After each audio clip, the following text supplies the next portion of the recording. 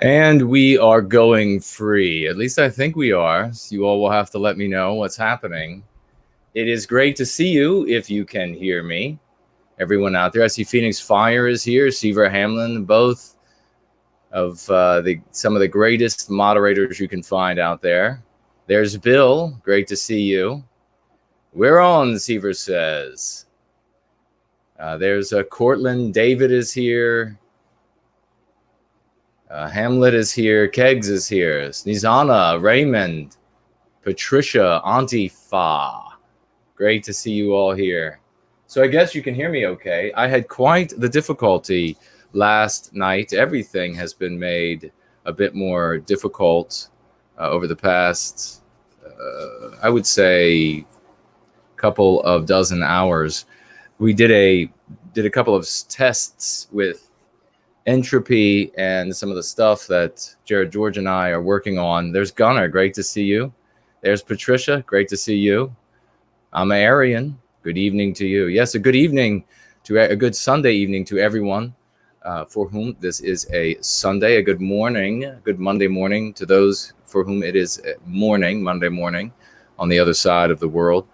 Well, what happened was something bizarre happened to the ability to live stream on Going Free or Gardening with NWG, and it took many hours to resolve, I'm afraid. So I see Laurel is here over on the gardening channel. Let's see who else is here. Art is here. Roy Danton, the great Roy Danton over on gardening is here.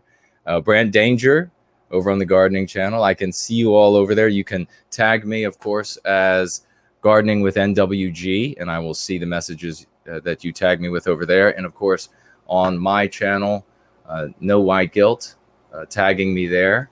A big hello to everybody who is watching live. Hello to Mandy, and there's Ryan Manley. Great to see you. Watch Rider is here. I just received a message from you. I think it was late last night or this morning. They've all kind of blended for me, going on very little sleep, but we'll make it happen. We will make it happen for White Wellbeing. It doesn't matter. We don't need sleep for White Wellbeing. Of course, please get your sleep. It's you need it for your health. Don't try to do this. There's Jack White. Great to see you, brother. I thought I saw as I was scrambling around here trying to get ready. I thought I saw. Let's see if I can scroll back and see. There's Outrageously Inoffensive. Great to see you. Johnny Scythe is here. Let's see. I think it was Syntheside I saw. Is he here? If he is, a big hello to you. I think Syntheside just has had his YouTube channel taken away, if that's correct. LG is here. Good to see you. XYZ. Hello to you. I don't know if I've seen you, bro. White Student. Great to see you. Always sharing great stuff, great comments, insights on Twitter. Make sure to follow him if you're not. And of course, make sure to follow HB 2014 because he cuts our clips out and some of the best segments and then shares them. And we give a great debt of thanks to him for the work that he's doing. Let me get some more coffee in the system so we can make this happen. I think it's _HB 2014 on Twitter. Let's make him into a Twitter titan and share everything that he cuts out, and he cuts out of these and shares out of these Going Free streams. Exotic White Beauty is here. Great to see you. I'm in black today, ladies and gentlemen. That's true. There's Yonash. Great to see you. I know it's very late where you are.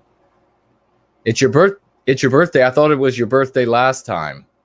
You have a week-long celebration.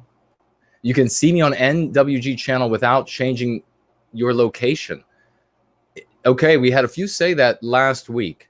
If you are in Europe and you are in one of the countries that heretofore, or at least hereto last week, you were unable to watch on the No White Guilt channel without changing your location or using a VPN, but you can now see this live stream.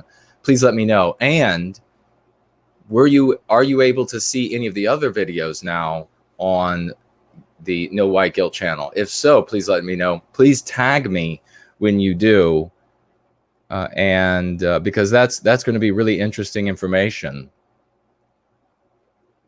It would be fantastic if that's the case. You know, it might be that we ended up moving away from most of the streaming on that channel, and then somehow fell out of the bad graces of some of the anti-whites. Johnny Size says, I'm in the UK. Let me see if I can change my location and come back. Bob is here. Great to see you. I've just come from gardening channel, Bob says, so you can see me on No White Guilt. Can confirm you are visible now, Watch Rider. Thank you so much. Polygon is here. Danny is here. What a great community. Soap is here. Everybody just showing up to go free. That's what we do here. And I know that this week, there's been a lot of news, a lot of things going on. We can talk about a lot of that. But one of the things I want to talk about and get all of your opinion on, this is going to be like a makeshift poll, which is not going to be on Entropy, but we are going to, right this very moment, open Entropy. And we're going to hope that all goes well. I know that Entropy is doing some exciting things. I'm not going to say because I don't know how much they've revealed. So they're just doing some exciting things, some more things to come. You should be able to hop on over to Entropy, No White Guilt. You should be able to click that link and jump on over there. Over on Entropy, you can ask questions there. The questions will be or can be voted on. If I post a poll there, which is unlikely during a Going Free stream, you can participate in a poll. You can watch the show over there. Perhaps most importantly, you can comment over on Entropy and say whatever you like over there. Those comments are not saved anywhere, at least so far as we know, and they can't be used against the channel owner. They will disappear at the end of the stream.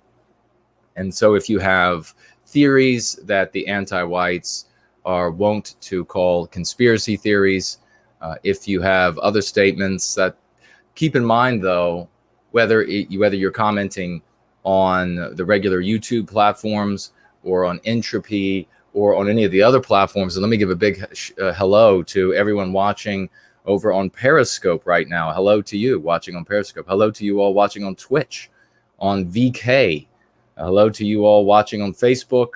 A big hello to people watching on D Live. Please, if you're on D Live, share this, the specific D Live link for No White Guilt with your other friends and your other circles of influence on D Live. D Live might end up being the place where many of us today are putting hope in D Live for the future. So please do share the specific No White Guilt channel link over on D Live with your circles of friends on D Live. Let's get this out to as many people as we can so we can get more subscribers to the No White Guilt channel. I know that once you get so many subscribers or some sort of limit you reach, you get other abilities, I guess, like a game essentially, are opened to you. You can stream other people's content, and who knows what else, what other goodies they have over on D Live. But once more of this content, this absolutely important, vital content of Going Free is available, and we move more from a content creation to a content transmission mode, I will be learning and digging much more into some of these other platforms and finding out how to maximize them. So, and also, of course, if we can get more help on board, I'm absolutely deeply grateful to everyone out there. You all know who you are, who have helped me out in any way, big or small, because we don't have the money. And in fact, this is going to be something that I'm going to be talking about right here at the very beginning, before we get on into the bigger news of course, this DHS document and the official recognition of something called white nationalism as terrorism in the United States, and what exactly that means for us. The document itself, we're going to be taking a look at on today's show, at least in part. This will be, it's not a terribly long document by any means, but I've only had a couple of hours to go over it in deep gratitude to the kind woman who sent this document to me, found it and sent it on over. So only had a couple of hours while I was doing other things to take a look at it. So there's a lot there that is written between the lines. And so a superficial or cursory reading of the document is not going to yield exactly what the anti-whites are up to, what they intend. But we are going to take a look at that and hit some of the high points on the show. Oh, don't let me forget Mixer as well. So a big hello to everyone who is watching on Mixer, the gaming platform. I know that there are a lot of young white men out there who have turned to gaming because they are not going to be selected by the young white women who are not giving them any attention. I know I'm speaking to you all right now. You know I'm speaking right to your hearts, that you could go to the mall, you can go to the amusement park, you can go to school, you can go wherever, and you are ignored like you are a ghost as you roam the halls because you don't have a very pretty face or specific type of features that they're looking for. I see Way of the World is here. Great to see you, brother. And as a result, you have turned to things like gaming. That's better than drug abuse or contemplating suicide and the like. But you have to go free. There is another route for you. There's another course. And that doesn't mean that you can't game for fun, but all things in moderation and some things not at all. So it's great to have you all here, though. But we'll be talking about the money issue and how this sycophantism of certain personalities who are wealthy, they have celebrity, how this actually undermines the drive for Hireth is here. Good to see you. Alleluia is here. Good to see you. How this actually undermines our efforts to strive toward white well-being, to spread going free, to go free ourselves. And then, of course, the evidence of that so-called support, the our guy support, is not manifested in the resources, the financial resources, and therefore the organizational entities, etc., the outward signs of financial support. So we'll be talking about that as well. But we'll be digging into this document. Let's take a quick look here. And I know we already have. I don't want to miss anybody's. As you all know, you are able just to speak right to on either. I'm going to be able to see you. If you're writing over on DLive or something like that, I don't have enough monitors yet to be able to see what you're writing there. I will eventually.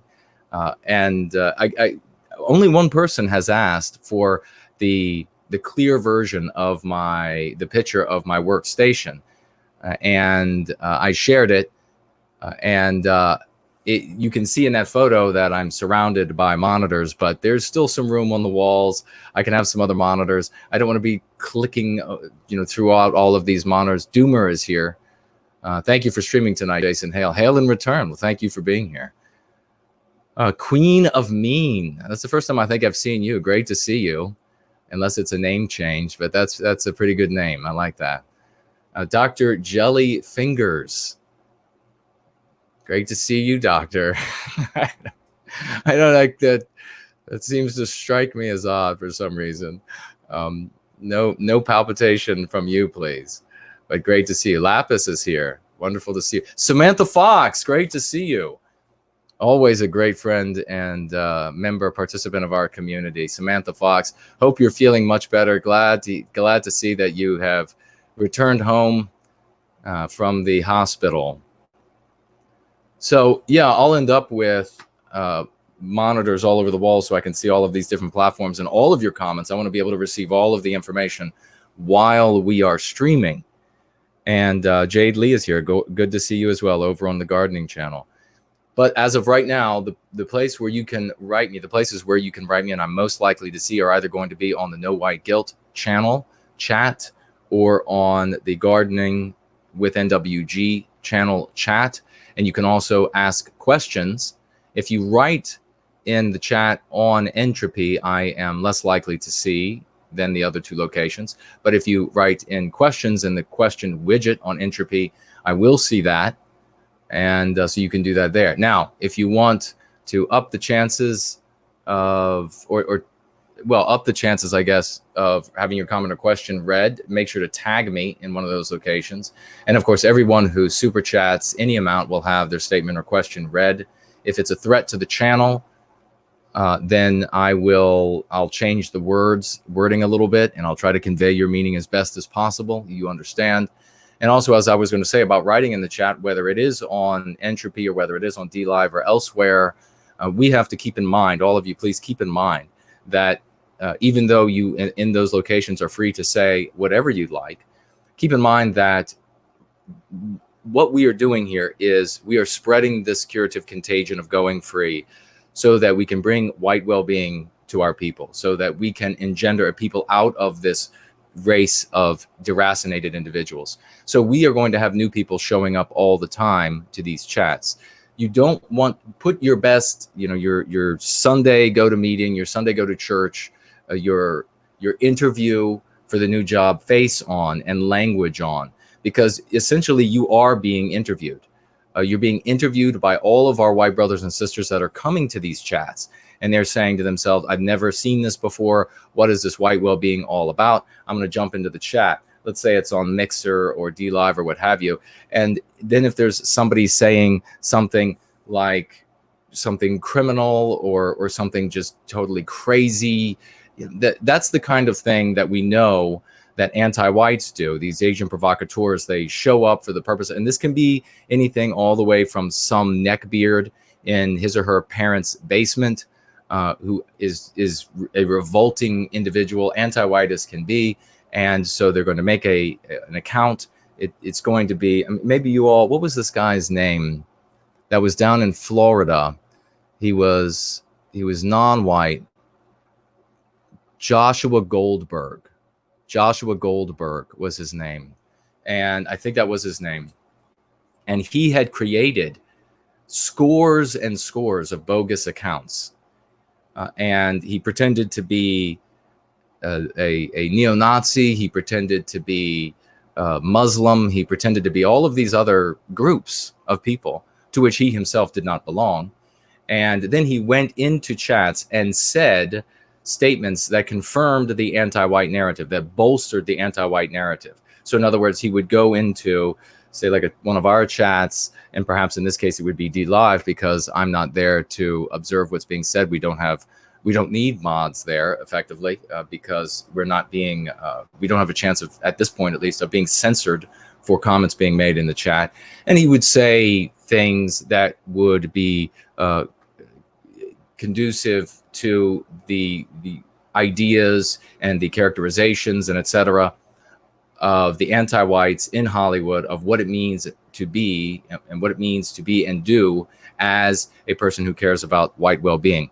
And he would go a long way with some of these statements, some very criminal things, heinous things. So if you have a proclivity to some ideas that might be aberrant to our people, and you feel those deeply in your heart, feel free to share those elsewhere. Feel free to share those on other streams, even if it's in one of the chats where you can say these things, because as I say, you're being interviewed, and you wouldn't go to your interview for your new job and say, by the way, I think that the moon is made out of cheese. I mean, I really believe it. You wouldn't say that. So what happens when newcomers come to our community, our rapidly growing community for white well-being, they're going to look for the comments that are being made. Are these comments constructive? Are they crazy? Are they criminal?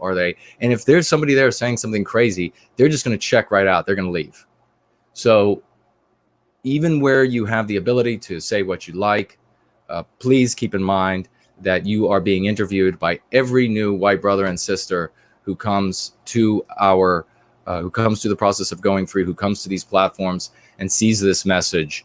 And you want them to see something that is a true representation of who we are as a community for white well-being, which is not believing something crazy. And we, of course, reject all forms of criminality, and we absolutely we aver that all criminality, all law, any sort of law breaking, any sort of violence is only going to inflict harm on the good that we are doing for our people. It's only going to undermine what we are doing for our people, which is reaching out with this message of love, hope, and redemption to our brothers and sisters who are beleaguered by an anti-white system every single second of their lives. And it is not until the messages continue to pour in, it's extremely heartwarming, of people who are coming to this. They say they've never seen anything like it.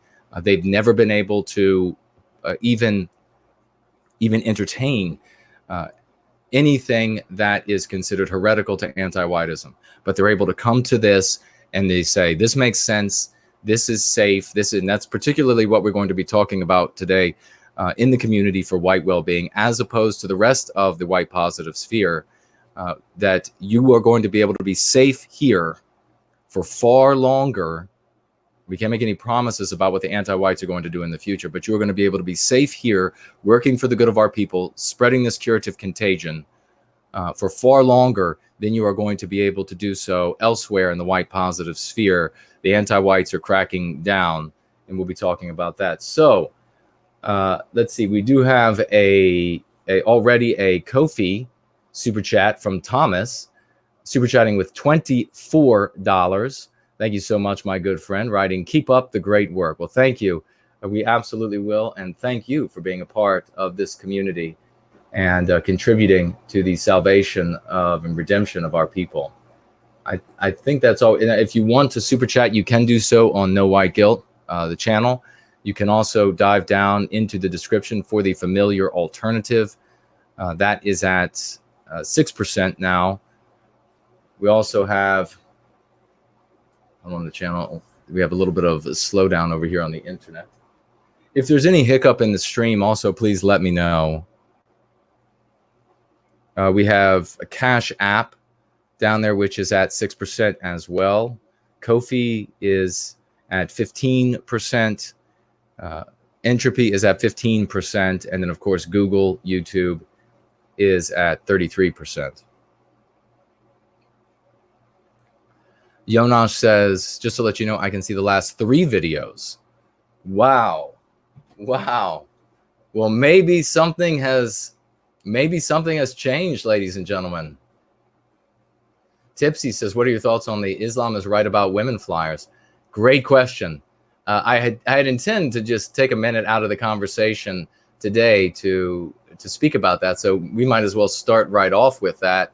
I saw that the great Henrik and Lana of Red Eyes fame, the king and queen of the white positive sphere, I saw that they had covered this story.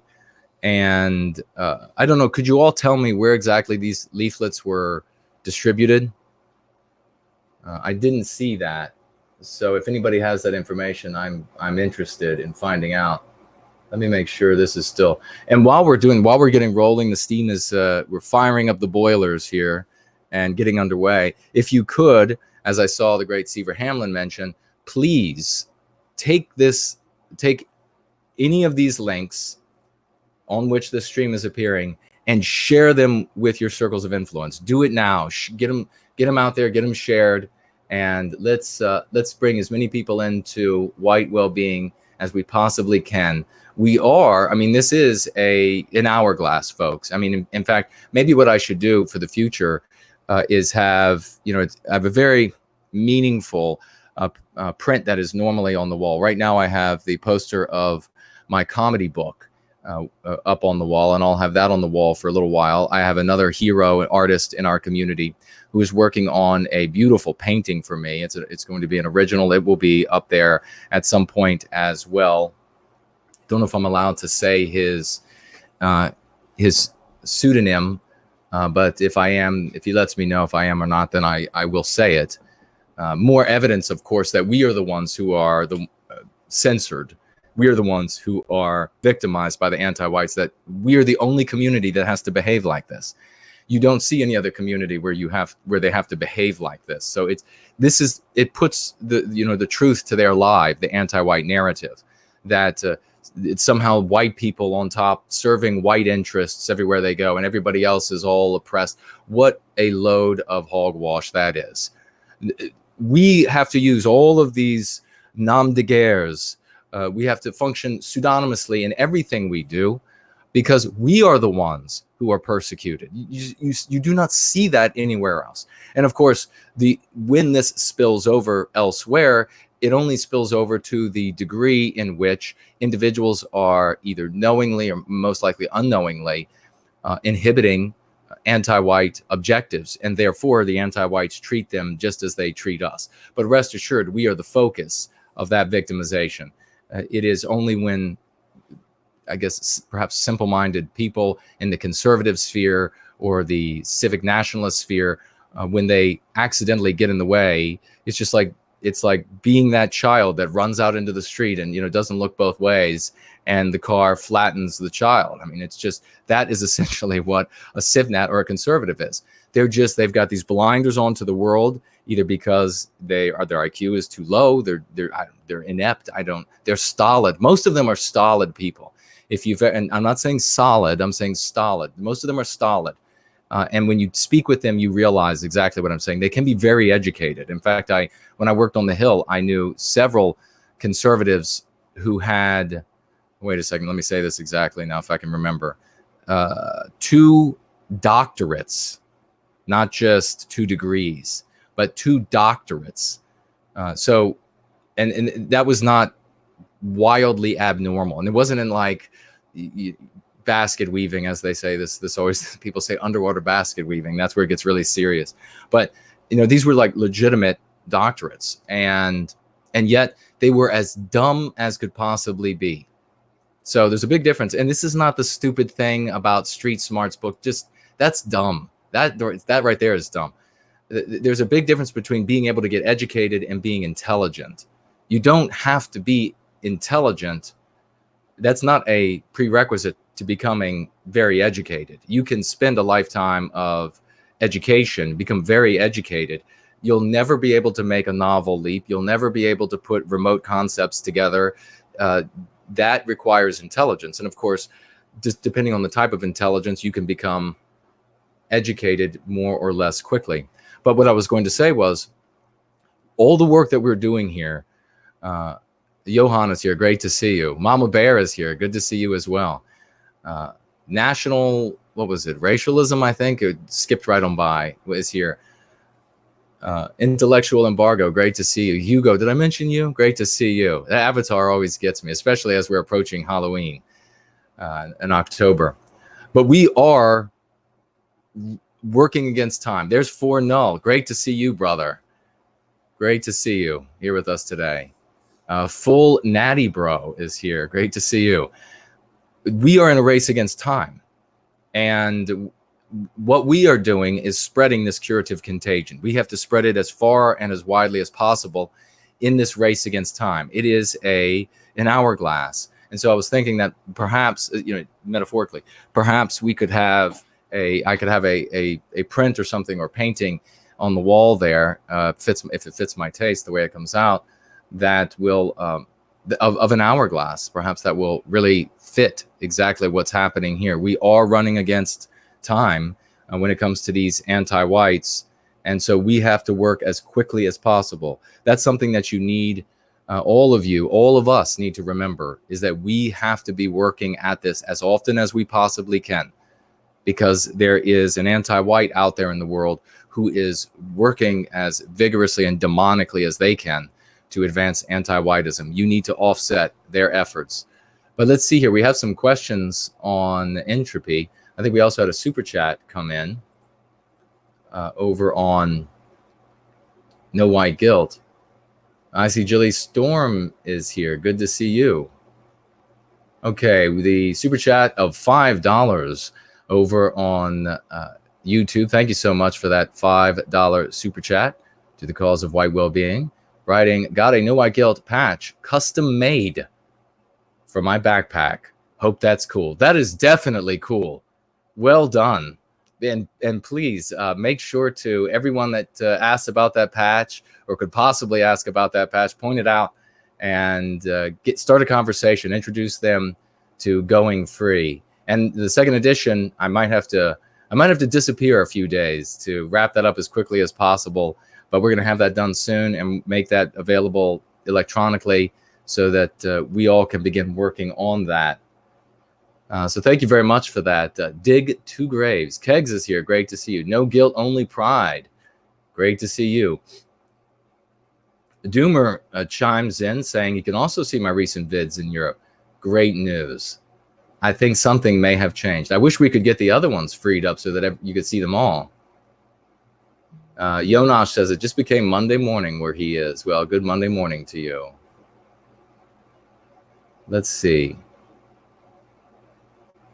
Harula, a big hello to you with all of the hearts. Big love, much love back from Virginia. I'm not sure what language that's from, so I don't know exactly where to put the stresses, but perhaps you could give me a pronunciation key. I would appreciate it. Raymond just super chatted by way of the familiar alternative, $10. Thank you very much, my good friend. Just got my bank account straightened out as of today. Thought my first payment on my new card could go to the well-being of our people. Thank you for all your work. Well, thank you for always being here. You both are wonderful people, wonderful members of this rapidly growing community. I could not love you both more. Thank you for participating. Julie Storm saying, Studio Black, nice look. Ah, my shirt. Yes, I was saying earlier, I am wearing black today. Sometimes people say, don't wear black shirts. We need Spartan Warrior Queen to chime in. Haven't seen her in a while. Sandrophin, I agree with your description of the conservatives. Very accurate. Well, thank you so much. Well, so we talked about, did anybody chime in with where these leaflets were tossed out? Was it Minnesota or something like this? These Islam is right about women. The leaflets were a really interesting cultural jamming experiment in that it pitted two of the groups that appear to be united in the infliction of harm against Western kind and Western civilization. But what my statement just reveals what's actually taking place. They're not actually allies. They're not actually united. They just appear to be allies. Why? Because they have a common victim. So they have the same victim, Western kind, that they both name oppressor. And by naming the victim oppressor, they gain the right of self-defense. And then they are both able to, with an idea, whether they believe it is a moral idea or not is irrelevant, but they gain the right of self-defense. If they're being oppressed, they gain the right of self-defense, and then they act out against Western kind. Now, to somebody who is not looking as deeply as we look here in Going Free and the work that we do, will see the surface, they will see the superficial appearance of unity in these groups, and they'll say, how is there this unity? No, there's only the appearance of unity. It is not a case, as I explained on a different Going Free stream, where the enemy of my enemy is my friend. There needs to be a common ground that is bridgeable between the groups that are acting against a common enemy. There are, in fact, mutually contradictory positions in the different groups that are in the anti-white sphere. And certainly we have with feminism and Islam, I should say, when it comes to Islam, by the opinion of some or the opinion of many, a great contradiction between that religion and that ideology. So they, in effect, are at odds. They are antithetical to each other. So the working together is only the appearance of working together. So whoever created these leaflets thought, I'm going to use these disagreements between these groups, pit them against each other, and post these signs, I guess, as a lark, as a laugh, or what have you. But the big point that seems to be missed by everybody that I've seen comment on this so far, everybody is talking about how it's a riot, how if they say take the sign down, then that means that they are for the one side and against the other. And if they say leave the sign up, then that means that they are for the other side and against this side. So the anti-whites get confused, and it's hilarious to see them confused like that. But there's a much deeper issue there that is worth uncovering, even if only briefly, just because of the profundity of what is revealed to us when these anti-whites see this verbiage and respond the way they do. And I wonder if anybody has any ideas on what that issue might be. If anti-whites had a certain opinion, I don't want to give away the punchline, if you will, before we get there, but if they had a certain opinion about Islam, then they would answer that leaflet very easily in the affirmative and would very easily dismiss it. Islam is right about women? Well, of course Islam is right about women. Islam loves women. Islam cherishes women. Do you see, folks? Is it becoming clear? If the anti-whites, particularly the ones that were interviewed, the ones that are coming unglued, having conniptions over this leaflet online on these message boards. I've been sent these screen captures of these crazed responses to this leaflet. If they thought that Islam cherished and loved women, they would very easily be able to dismiss this leaflet as a truthful statement. Islam is right about women. That's right. Islam loves and cherishes women. But since they weren't able, since they stuttered like the stuttering, imbecilic bastards that they are, since their faces contorted into even uglier faces than they normally are, even when they're smiling, since they were confused, since they didn't know how to respond, they told you everything that they're trying to keep inside about their opinions of Islam, which is that they detest Islam. They believe that Islam has terrible opinions about women, treats women terribly. That's what these anti-whites believe. That is why they were so confused. That is why they wrinkled their brow. That is why they couldn't answer the statement. That is why they said, what does it mean? It's just wrong. What are they trying to achieve? Even the news reporters, even the people who were supposedly educated and could understand these things, even the anti-white organizational entities that spoke out against it, even these groups showed us their hands. Essentially, we're at a card table, ladies and gentlemen, and they turned the cards around and they showed you what they really feel about Islam. Because of what it's a very ugly feeling about Islam. What does that tell you about Jason's interpretation of whether or not there is a genuine alliance there? It tells you that Jason is right. There is no alliance between Islam and feminists or homosexuals. There is only the appearance of unity when it comes to those groups. This is why I did the Going Free stream, where we talked about how the anti-whites at the highest level, the anti-white elites, their strategists, their smartest members are terrified about their approach to the perception that white people don't pose a threat anymore.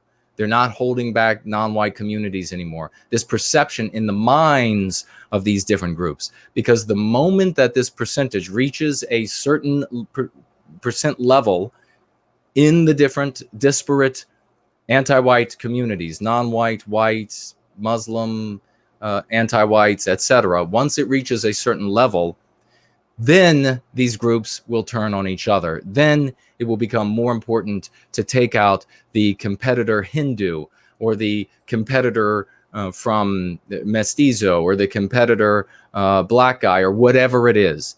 Then they will turn on each other, and all of that energy that they have engendered with trillions and trillions of dollars in government programs will be washed away in this red surf of warfare against each other.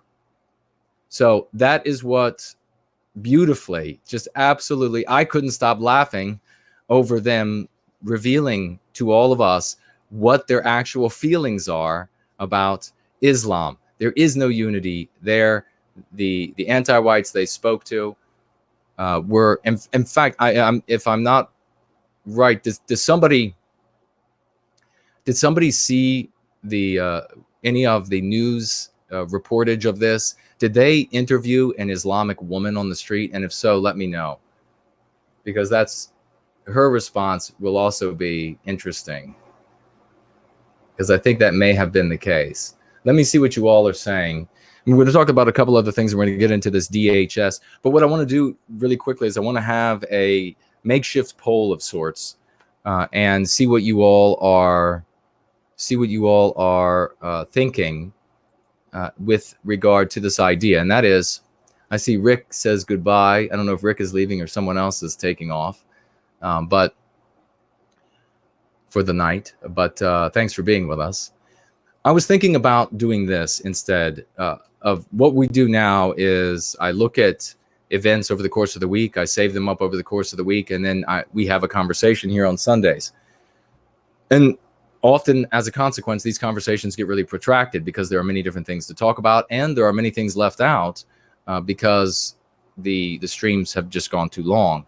So I was thinking about, over the course of the week, when particular events come up, I will jump onto a live stream, probably won't be on camera, it'll just be avatar, jump onto a live stream, talk about that specific issue for 10, 20, 40 minutes or whatever it is.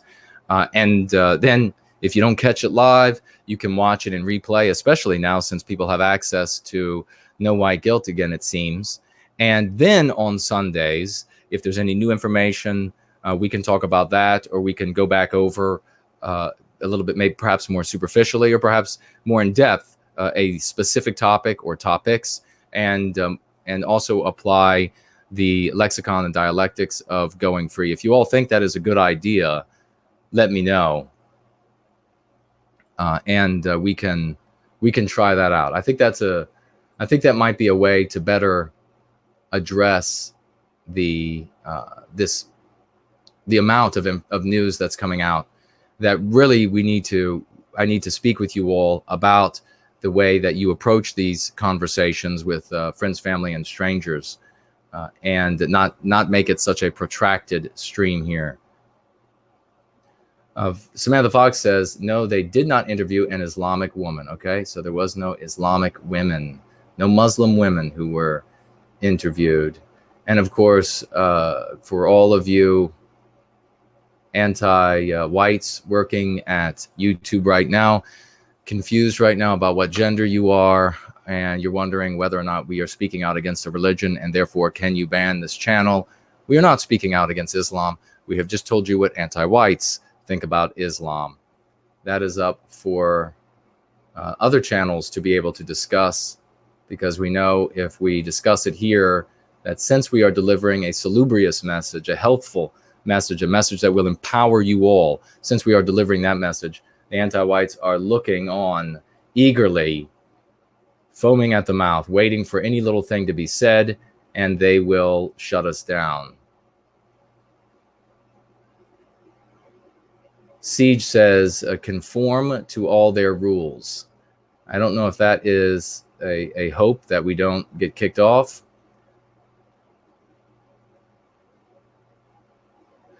No, it looks like not so. He says, you realize that they don't care, meaning anti-whites don't care, how much you sterilize your speech. I do realize that. But you apparently you haven't been listening. Maybe you're new to the community, because we've talked about that. You will be labeled an extremist. That's correct. You are saying that we shouldn't accept their way of speaking. Yet we are and have and are achieving massive success with a lexicon and a set of dialectics that our people are able to use to heal themselves of anti-whiteism, to treat the mean pathogens with which they are infected. This lexicon, these dialectics, they are contagious. And that's why we call it curative contagion. They're easily transmitted from one white person to the next. You don't need a guru. You don't need some soothsayer to be in front of an audience and saying, this is the way you could, because it's something complex, so complex that you need this person to share these things with every single person. The only way then it is shared is from that individual to everyone else. That's never going to work. Those are the kind that is all antiquated. Trust me, once we recapture our destiny, people will look back on what we are doing here and they will say, that was the obvious way, what they did. That was the obvious way because that was the only way it was going to work. It's just that when you are in the midst of it, it's much harder to see. It's like when you are climbing the mountain and you turn around, you can only see so much of the landscape. When you look forward, you can only see so much of this trail that you are forging up the side of the mountain. But when you get to the top of the mountain, you can look back down from that slope and you can see, yes, I obviously had to go this direction at that time, because if we had gone any further that way, there was a cliff, any further this way, and there was a waterfall, we would have never been able to make it. This was the obvious route. Well, in the midst of it, it's not the obvious route. It takes bright people, courageous people to figure these things out and to plot that course. And then for all of us, like that one community that is able to have so much success in all of Western civilization, the reason why they're able to have all that success is because they are able to yield to the best ideas that serve their interests. No one comes along in their community and says, your demonstrably successful ideas are not going to work. They're not that dumb. Regrettably, we have many people who do that in the white positive sphere. They will come forward and say that your demonstrably successful ideas won't work. Well, all we can do is invite you to learn from your errors. And if you won't, we hope you will learn from your errors. We do. We want you to go free. We want you to increase your PTP, your potential to power. We want you to take this curative contagion to your friends and family. I just had a guy, 2 nights ago, I was at an IRL and received a message while I was there. And the guy had written to me talking about freeing his entire family. How many times have we talked about that? People writing and saying, I haven't been able to reach my family my entire life. Now I'm using Go Free, and the whole family has gone free as a consequence. So yes, Siege, the anti-whites are always going to call us heretics in all of the synonyms, the anti-white slurs of heresy to anti-whiteism. Yes, they're always going to demonize us. They are not who's important. Our brothers and sisters out there, by the scores of millions, working class folks with normal sensibilities, they are the people who are important. And so those are the ones who we are speaking to. Randy says, you said to change my location on YouTube in order to see all of your videos. I've changed my location to several countries, but still can't see them. Well, that's interesting, Randy. Would you be willing to share what country you're in? Because we are having other Europeans who were unable to see my videos and are now saying that they can see them. So perhaps this is, as I suspected before, not something that is an EU thing or Schengen zone thing, but it's these individual governments that are making anti-whites in these individual governments that are making these decisions. Let me get a drink. Let's get some water. How is everybody else doing? Let's see. Brant Danger has written me over here.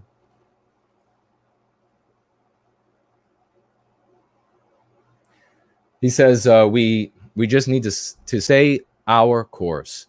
The anti-white coalition will start to break apart because they are only held together by their hate of us. Precisely. Very well written. Brand Danger also likes my idea of doing the shorter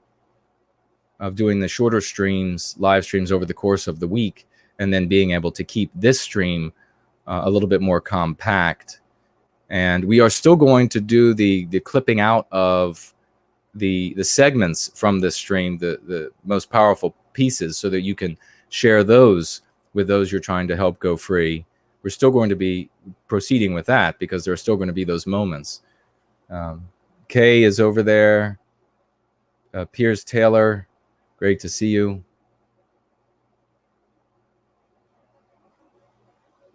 Vladimir is over there.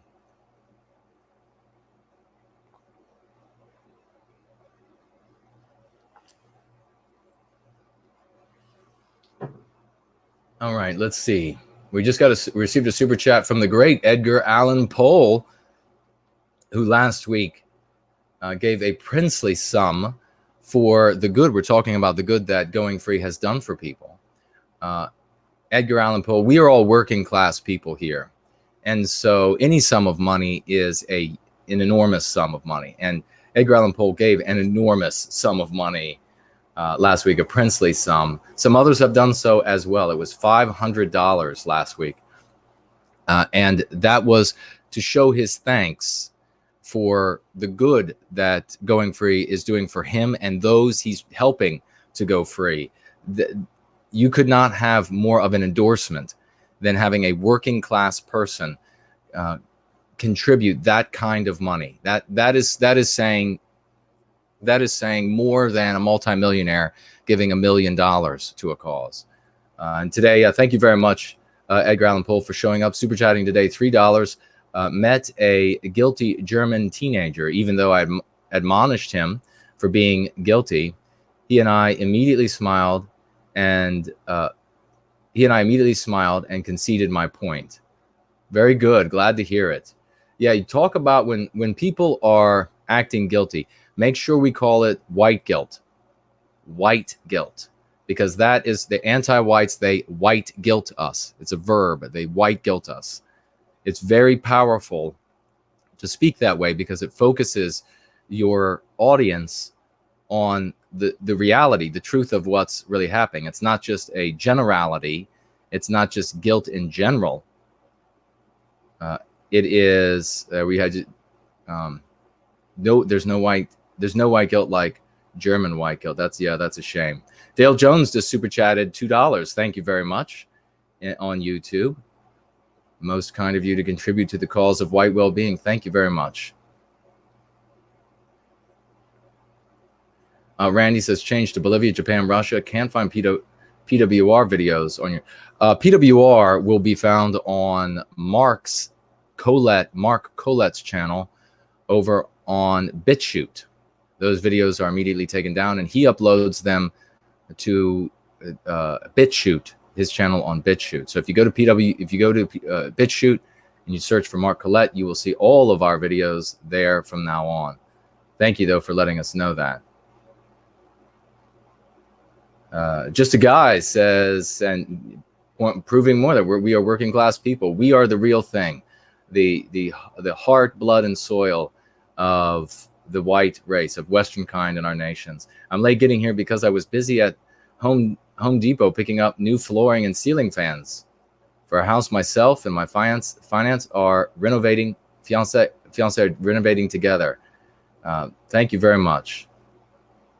Jilly Storm says, good point. We are important, not them. Indeed, we are the important ones.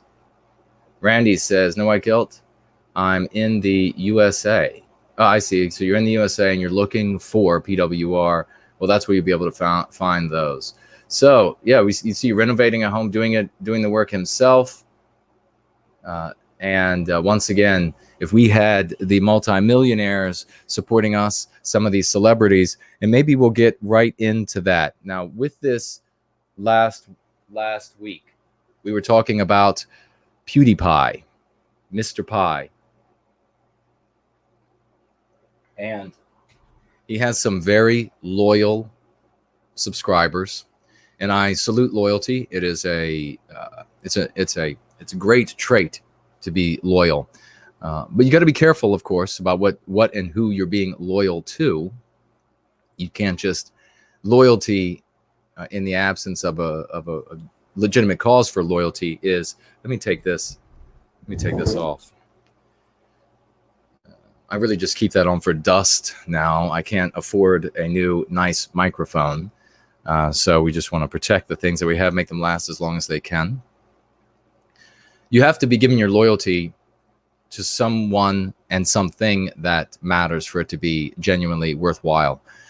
And so while I salute loyalty as a great trait to see in someone, even somebody who is someone I don't like, it's still a great trait to exhibit. We do have to be careful about where we're putting that loyalty. Now, there was a question about last week about freedom of speech, as though you have freedom of speech, and there was this comparison being drawn by some that it is hypocritical to not allow someone to say anything they like on your channel if you then complain about having your speech censored. And of course, ladies and gentlemen, that is utterly asinine. It is such a backward way of thinking, and I will very briefly dispense with that asininity. YouTube is a digital public square. You are able to go out into the public square in society and exercise free speech. To a degree, there are some bounds, but you are able to exercise free speech. However, you are not permitted to go into someone's house and say anything you want. They can throw you out of their home because that is their home. You do not have your free speech, and your right to engage in free speech does not overturn their right to not have to hear you. Do you understand that? To all of you who are having a hard time with these concepts, and there weren't many, but for those who maybe will stumble this direction, and perhaps this will be great information that you all then can share with other people who might be thus benighted, your right to speak freely does not overturn my right to throw you the hell out. A YouTube channel is like a person's home. They can be punished for what takes place in their home, just like I can be punished for what takes place in my physical home. You can't come in my house and will up methamphetamine or whatever you do. You cook methamphetamines or something. You can't come in my home and I will not be arrested. I will not be charged if you are the one who is breaking the law in my house, if I am witnessing this being broken and I do nothing about it. I have the right to throw you out of my house, and I have the right to throw you off of my channel because that is my digital home. I can be punished here. I am responsible for the content that takes place here. But more importantly, I am working for the well-being of our people. And this harkens back to what I was saying a little earlier in this Going Free stream, and that is that we are all essentially being interviewed every single moment by our brothers and sisters who are new to this sphere. So when they come in to this sphere, we want them to see an accurate representation of who and what we are as white people who care about white well-being. We don't want folks to come in and see idiocy just spouted off by who knows, an idiot or an anti-white posing as one of us or what have you. So there is no hypocrisy whatsoever when a YouTube channel content producer says, you may not say this on my channel, and if you continue, you will be excluded from the conversation. And then if the person continues, they are excluded. This is my digital home. If you were in my house, and my actual house, and you got in my face, which effectively is what some of these people are doing, and you say, I can say whatever I want in your house. If you're going to complain about being censored in the public square, I would pick you up and throw you out on your head. So know that. That is something that has to be said so that we all, and the final word on this is that the moderators are charged. We have, nowhere else have I learned of a comprehensive moderator document, a document that Dainty Brighton and myself assembled, which is designed to facilitate the most constructive chat that any channel could possibly have. So we have very specific protocol. Moderators are responsible for their behavior. We know that moderators are going to get it wrong because they're fallible like the rest of us. Me, most of all, fallible most of all. We know that moderators will sometimes get it wrong. And to our community who are participating in the chat, we regret that that sometimes happens. If you are misunderstood, we regret that that sometimes happens. And we ask, just as the moderators are held under scrutiny for the things that they do, the actions that they take, we ask that the community exercise patience with a moderator who may have misunderstood a comment, because patience in a live chat is the least of the sacrifices you are going to have to make in this struggle for white well-being. If you can't be patient when it comes to being misunderstood in the chat, if you can't be patient there, you're not going to be able to stand up under anything else the anti-whites will throw against us. If you can't have a comment misunderstood and then just say, the moderator got it wrong that time, I'm gonna proceed as though it didn't happen. If you say to yourself instead, no, I'm going to slander the channel owner, I'm going to slander the movement because I'm so put out over having my comment misunderstood by a moderator, or a couple comments misunderstood by a moderator. If you're so put out over that you then are going to retaliate against the community, what are you going to do when law enforcement knocks on that door? You're going to give up everything you know. So don't some of you who act this way act like you're the baddest asses that ever lived. You're going to just stand up to the regime. Bravo, Sierra. You're going to stand up to the regime. If you don't have enough character and patience to appreciate that errors will be made in moderation and that we are always going to err on the side of caution for the sake of this message of doing right by our people, saving our people. If you don't have enough patience to put up with that, you're going to sell us down the river in a heartbeat. So you immediately reveal that about yourself, if that's the case. And again, we honestly and deeply regret any misunderstanding that moderators make in the process of moderating the chat. And we are aware of and constantly observing these difficulties and challenges that take place. Finally, if you feel that you have been or are being, it's something beyond just a misunderstood comment or comments, if you feel that you're being targeted in some way by a moderator, I doubt it, but don't hesitate to reach out to me and we can talk about it and we can find out. I have restored people. If you are in the chat right now and you have been restored in the past after being banned from the channel, speak up and let people know that you were dealt with fairly, because that is always what's going to happen here. We know that people make mistakes. The mods are going to make mistakes. People in the chat are going to pop off and say something they didn't mean and then regret it. And I always have a sympathetic ear to an apology, and we can start over. That has always been how I operate. So quickly, I want to get through the PewDiePie, and so we can get on to briefly to the very short thing I want to mention about Justin Trudeau, the twit, the anti-white twit, and get on to the DHS document, because it's quite a little bit to get through. So the thing about PewDiePie that I want to say is that when it comes to this idea that PewDiePie or Mr. Pie is our guy, it's the exact same thing we see when it comes to Donald Trump. We see this idea, this is identical. We see this idea that he's secretly our guy. And these people, they spend their time examining the comments made, the tweets made, the statement here or there that was made, a particular waving of the arm or what have you that was made. Let me ask really quick, is the stream still running okay? I saw a glitch in the matrix.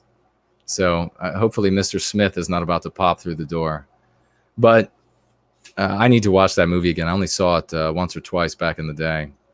But there's a really dangerous element to this, that this idea that somebody like PewDiePie or somebody like Donald Trump is really our guy, secretly our guy. He's working for us. Do any of you all have any idea what it might be? The reason why it's dangerous to have such an idea is that you end up using it as an excuse to do nothing. I have never been out passing out leaflets or working on any of these different projects with people who are active in the cause for white well-being, who are doing things that wanted to endlessly try to persuade me that Donald Trump is secretly our guy. He's doing it for us. Or that Mr. Pi is secretly our guy. He's doing it for us.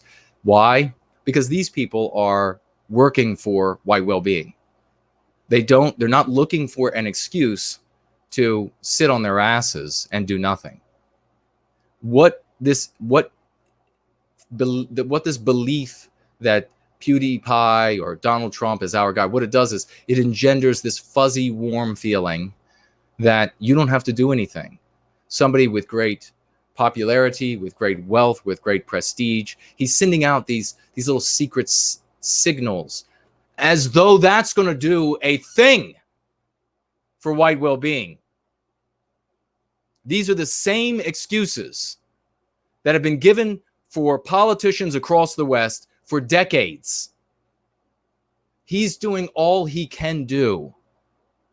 That's all we can ask for. He's doing all he can do. Well, we've been hearing that now for decade after decade after decade, and look where we are today.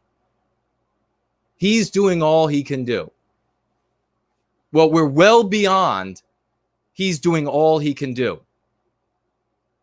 And if you are going to give yourself this way out, that some popular individual, that some celebrity, that some wealthy person is trickling out little bits of information, if you're gonna console yourself this way, then you are a loser. You are doing nothing for white well-being. You are lying to yourself. You are harming yourself. And you have a choice. You can give this up. You can give up being a loser and thinking that Donald Trump is secretly our guy, or Mr. Pi is secretly our guy, and he's doing it for us. Just look at the way he waved the other day. There's some meaning there. He's secretly doing it. You can choose to stop being that loser, and you can get on board and participate in actual activities for white well-being. Because nothing is coming from Trump. Nothing is coming from Mr. Pi. They are not our guys. If they were our guys, there could be a lot more that they would be doing than sending these ambiguous, nebulous messages to a population base that predominantly is too goddamn dumb to disembroil these coded messages that they're sending out to the people. So if you like watching Mr. Pi, he's entertaining, you think he's a great guy, more power to you. Watch Mr. Pi all you want. But if you are using this supposed he's sending this signal here or sending this signal there, I know exactly what he's doing for us. If that is your resistance to the anti-white narrative, to the anti-white regime, you've got to make a serious course correction, or you are going to remain a loser, and we are going to lose Western civilization while you wait for these celebrities that are supposedly our guys to send out enough cryptic signals to enough of a dumb population who will finally get it. Here's the thing I really want to say with this. I mean, just absolutely this wild conjecture behind every little meaning of crumbs tossed at us is totally asinine. Here's the thing I really want to say about Trump and Mr. Pi is that if these individuals supported us, if Mr. Pi, for example, was really our guy, and these signals were actually cryptic signals that he was sending that, hey, I'm with you. I'm standing with you all. Our efforts wouldn't look like this. I mean, maybe my particular effort would look like this because he wouldn't be sending money to me. But there would be a manifestation of his wealth in the white positive sphere. You would see if Mr. Pi was really with us, he could spare $1 million a year easily, and he could get it to the white positive sphere furtively without anyone having any clue, without jeopardizing himself, his wife, etc. You know what community does this, ladies and gentlemen? You know what community is able to fund their activists when they had to fund them secretly? They did it quite well. You know who they are. Everyone knows who they are. They funded their activists secretly behind the scenes very easily, and that's why their activists ended up with big organizations. That's why they ended up with staffs. Could you imagine what I would be able to do if we had a community like that? If our wealthy people said, well, we really should be supporting white well-being. If PewDiePie was actually with us, he would be contributing money secretly to us. No one would know. He would be doing it just the way that the Jews have done it. Just the way they support each other, he would be supporting us. And you wouldn't see me by myself sitting in my office doing 90% of the work myself. You would see an entire staff. You would see an organizational entity come into being overnight, because the money would be there to make it happen. So that is the final word on whether or not Mr. Pi or Mr. Trump or any of the others are our guys. They are simply not. This is a fool's hobby. I'll take a look at what you all had to say in the chat and see if there are any disagreement. But no one can argue that let's put it this way. No one can argue that if these roles were reversed, if it was actually white people controlling Western civilization, and that the anti-white narrative was true, that white people were actually abusing all of the other races for the enrichment of the white race, that's all they cared about. If that anti-white narrative was really true, do you honestly think that the wealthy Jewish people out there would not get money to the Jewish activists? Do you honestly think that? No, no one honestly thinks that. We know they would get the money secretly to their activists. If that's what was happening, if Jewish people were being plagued by anti-Jewish sentiment, if they could be legally discriminated against, like white people can be legally discriminated against in every single Western country, they would be secretly getting millions upon millions to their activists. Organizations would sprout up like weeds across the landscape, fabulously funded. We don't have a single dollar showing up from any of these wealthy people. We have these fantastic spirited people, these dignified hero working class folks who come out and they say, you know what, I'm going to buy, instead of buying the more expensive pickup truck, I'm going to buy the one that's one level down from that one, so that my payments will be a little bit smaller, so that I can give some money, a few dollars here and there, to the white positive sphere, to content producers that are really doing things for our people. That is what we have. Now, if we have people like Edgar Allan Poe and Josh Randall and all of these others who work for a living, who can find a few dollars that takes them hours to earn, and Mr. Pi isn't giving us anything, he can go straight to hell. You know who our guy is? Josh Randall is our guy. Roy Danton is our guy. Raymond is our guy. Edgar Allan Poe is our guy. Phoenix Fire is our gal. Those are our people. They're giving their time. They're giving their money. They're giving their talents. They're giving their genius. They're giving themselves to white well-being. It would take nothing from Mr. Pi or Mr. Trump to get us, I mean, for God's sakes, as I said yesterday, as I said on the last going stream, Mr. Pi is going to have money managers, ladies and gentlemen. And for those of you who are not deep in with knowledge about wealth creation and what the wealthy are able to do with their wealth once they have it, how wealth engenders wealth, if you're not aware of this, he will have money managers that will have put money in vehicles that will be earning him more money in interest. In other words, he does nothing anymore. He can decide to go into a coma that will earn him more in interest in a single year than you will make in a lifetime. So if he is not finding a way to get some of that money into the white positive sphere, and you would see it because we wouldn't be in this kind of a layout, you would see organizational entities, you would see those beautiful buildings like some of those other interest groups from all of the non-white groups. You see have Indian groups, Hispanic groups, Black groups, beautiful buildings, beautifully constructed buildings, glass all the way around, multi-million-dollar enterprises. And I'm in my office. Where does Spencer broadcast from? Where does Enoch broadcast from? Where does Jared George broadcast from? Where does JF where are all these people? Where does Poseidon broadcast? People are broadcasting from their kitchens.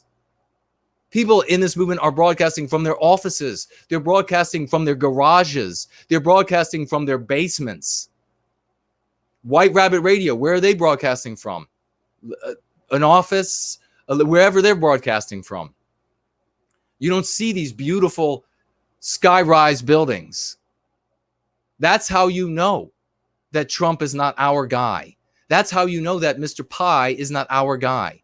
That's how you know that all of these wealthy are not our guys or our gals or all these other speculations about all these other names. Stop wasting your time getting out your crystal ball out of your colon and examining it for, well, was the arm straight enough? Did he really mean that? Did this edgy thing, is that really going to bring so many of these brain dead viewers over to our? Forget about it. And here's the thing, the last thing I really want to say about PewDiePie and this whole donation thing, because this is really important for all of you who I know are going to stay stuck on this, for all of you who I know are going to write in the chat about, oh, don't get down on pewds and all of this other idiotic stuff. And those who have legitimate points, I grant you that. Those who want to make a legitimate, fair, respectable argument, please, let's do so. I always welcome that. And I hope you're going to bring with that argument your plan to get Mr. Pi to donate money, something real other than a wave that was with an arm that was maybe a little too straight, because that's jack squat. If you want to come to me and say, I really think he's our guy, you know, Jason, he waved a certain way one time, he said a certain joke, and he held his eyebrow a certain way one time, so I really think he's our guy. Now, if you're going to come and make this argument and you're going to supply me with all of these links to these things that he has done, if you're going to do that, then I want to also hear about your plan to get him to do something tangible, something that's actually will accomplish something for the cause of white well-being. I don't want to just hear about the straight-armed wave that he gave. But here's the thing I really wanted to say for all of those people who are still going to believe that he's our guy. I can make the argument that, in fact, PewDiePie is working with the ADL from what happened with this donation. First of all, I got to see his apology or his retraction of this donation video. I don't know how many of you all got to see it. And I've heard that it was taken down. If that's the case, then tell me. If that's not the case, let me know as well. But in that video that he made, where he's talking about retracting the donation, he refers to the ADL numerous times as a charity. He wed ADL and the word charity over and over and over in that video. ADL charity, this charity. Next time I'll do more study on the charity. This is a charity that we were thinking about giving to. This is and he said, to my point, that it was very likely that just getting married and a new bride had something to do with it. He said, I didn't do this years ago because I knew it wasn't going to reclaim the position I had or make everything okay from before. So now, though, that needs to be done. Now, though, he needs a charity to give to suddenly. So I could very easily argue. I'm not saying I'm making the argument. I couldn't care less. But I could very easily, or someone could argue, that PewDiePie and the ADL were working together. How might they be working together? Well, first of all, he makes this statement that he's going to give them a donation of $50,000 to this charity, the ADL, the charity, the ADL, the charity, the charity. He's going to give this charity. Well, he and the ADL know that the folks, the heretics in PewDiePie's community are going to be outraged by the fact that he's giving to this charity, the ADL. And so they are going to scream and shout from the rafters, how can you possibly give to the ADL? Here are the reasons why you shouldn't. And so perhaps the plan was, someone could argue, not me, but someone could argue that they knew, ADL and PewDiePie knew that these heretics, they would refer to them perhaps as neo-Nazis, were going to come unglued at the mention of this donation to this charity. And then the plan could be for PewDiePie to retract the donation because of the outcry. And then the ADL would have more information, more evidence to say, look at all of the hate online. There's so much hate online that when Mr. Pie tried to give a donation to the good work we're doing over here at this evil organization, all of these evil people, all of these neo-Nazis went crazy. Clearly, Mr. and Mrs. Congressman, senator, House member, what have you, clearly we need more censorship laws on the internet. Because look at just what happened when a charity to such a good organization was attempted to be made by this content producer. Look at what ended up happening to him. He was terrorized, and you know they would use that word, terrorized out of giving that donation by this spread of heresy to anti-whiteism. So someone could very easily make the argument that PewDiePie and the ADL were conniving, or they were colluding, to be technically accurate. They were colluding in this whole donation and then retraction in order to give the ADL more ammunition, and a very ammunition in a way that's really spotlighting exactly the argument that they're making. Since PewDiePie has 100 million subscribers, this is a big celebrity. This is the exact kind of thing that they would do. They could very easily say, just look at this content producer, wanted to give us a little bit of money, and look at what happened to him. Please pass another law, Mr. and Mrs. Senator. So there you have it. To all of you out there who wanted to look closely and say, look at the 4D chess, he's working for us. There is a coherent argument that, in fact, he's working against us. And if you want to pair that then with the reality that none of his millions is showing up in the white positive sphere, it seems a little bit more likely that he, in fact, is either in opposition or couldn't care less about us than it is that he is endorsing us, doesn't it? So that's enough about Mr. Pie.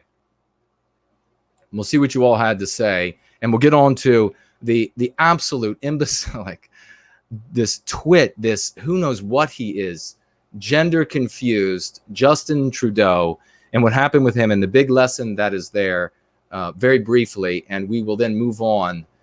So Josh Randall super chatted over on Entropy. Thank you so much. $10 super chat. By the way, Josh, ladies and gentlemen, was the only person who is a participant in the Cause for White Wellbeing who asked to see the clear photo of my workstation. And so, Josh, if you want to just tell people what they're missing out on, what they're missing out on seeing what a humble working class guy's workstation looks like. It's not, Woes released a photograph of his workstation on Instagram the other day, and I dubbed it the Wozeri. And I think it has a particular ring to it. I think we should continue to call it the Wozeri. And it's definitely his working station is much cooler looking than mine. Interesting color lights, and he's also got a keyboard off to the side. Very interesting. But mine is still something that is just a simple way that I can give a little bit back, a very little bit, to those who are participating financially with ideas, etc. I will happily share it with you, and then maybe I will tantalize the rest of you with the blurry photo again while we are live. So Josh Randall, $10, read your new book and thought it was hilarious. What was the inspiration for it? A revenge fantasy against the IRS? A bad experience with gophers? No, that's hilarious, brother. He's talking about, of course, my new book, which I have here somewhere. At least I thought I did. The poster is on the wall behind me for my comedy book called It's a Comedy, Damn It. And I know it's around here. I will find it. I'm looking right now. I just received, if I could tout the Golden Ones book today. I will move it up close to the camera. He sent me his book. I sent him mine. I sent him Born Guilty. Marcus just sent me his. And he wrote a wonderful little piece here in the beginning just for my eyes. I thank you very much for that, good sir. I will be getting to reading this. If you don't have the Golden Ones book, please get it. He's another one contributing. He's actually one of our guys, unlike Mr. Pie. The Golden One is one of our guys. So if you want to support someone who's doing good work for White Wellbeing, please get Marcus's book. I will tell you this, although I haven't read it, I don't know how many of you have ever, how shall I say, smelled a book, but I do. And there are some books that smell good and others that have a wretched, I guess it's the same thing with people. And I must say, Marcus's book is aromatic. If you want it for nothing else, get it for a whiff of the book. I'll tell you a funny story. University, I went into the bookstore, and I had to buy my textbooks like everyone else, and I was doing what I am inclined to do, which is to have a little smell of the interior of the book. And there was a handful of people in the bookstore, and there was a slight murmur of conversation, not loud. The guy behind the register off to my right, long-haired, kind of a hippie guy working at the register, and I'm just walking along. I'm saying, okay, I need this book. I take it down, take a smell. That one's doesn't smell too good. This one smells good, smells bad. Put that in my basket. And I suddenly realize, as I'm sniffing one of the books, that the murmur of conversation is gone.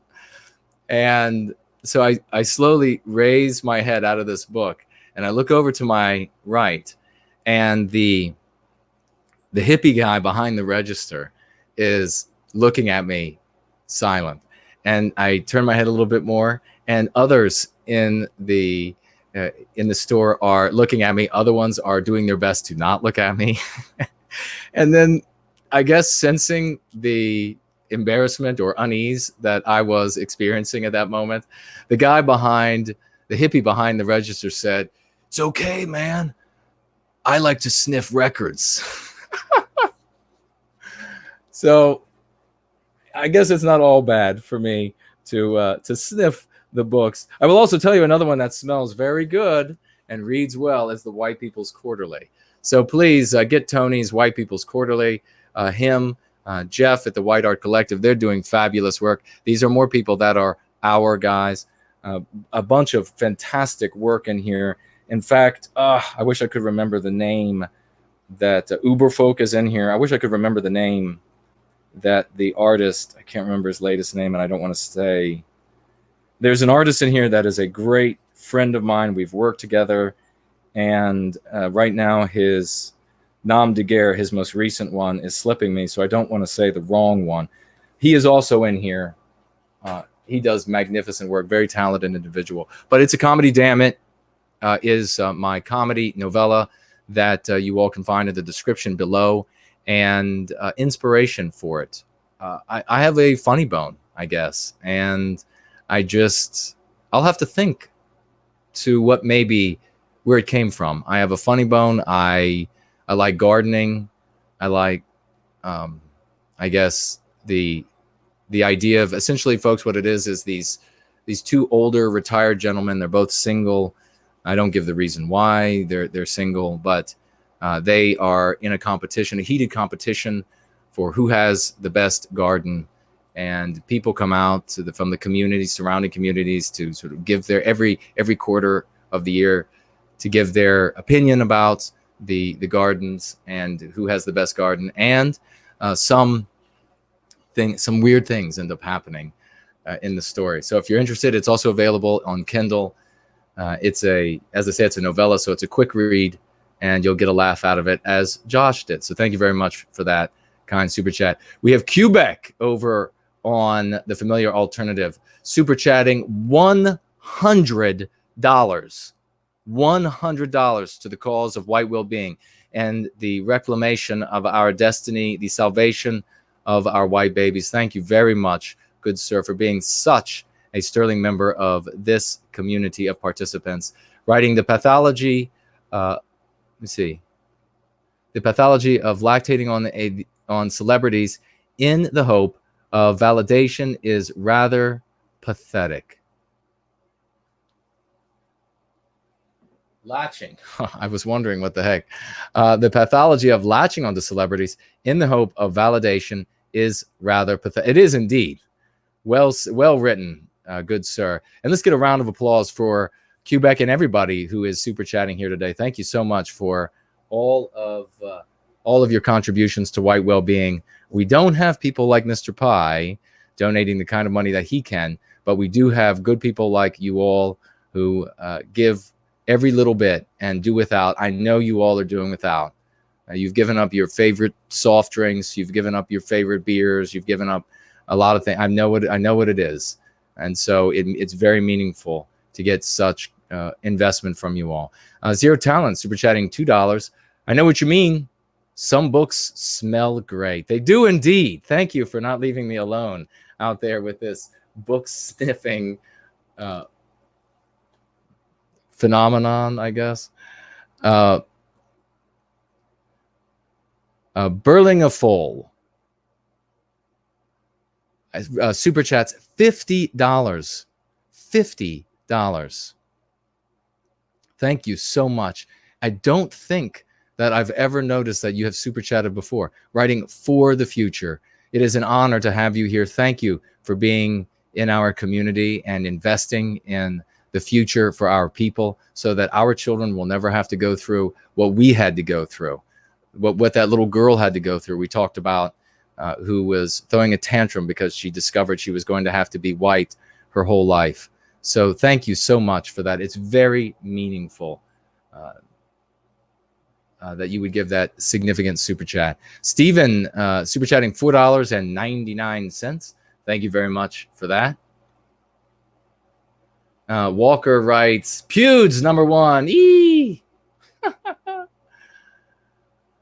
JT Smith, great to see you. Mary Moon is here. Great to see you. Alex, Trav, all fantastic.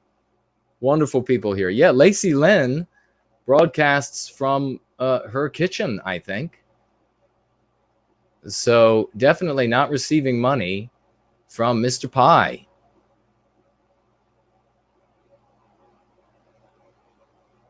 Reactionary Alchemist says, Facebook guy with name in runes is me. All right. Thank you, brother. Steven says, who the hell is PewDiePie? Well, we should be talking a lot less about him. Irish Rose is here. Bad Goy.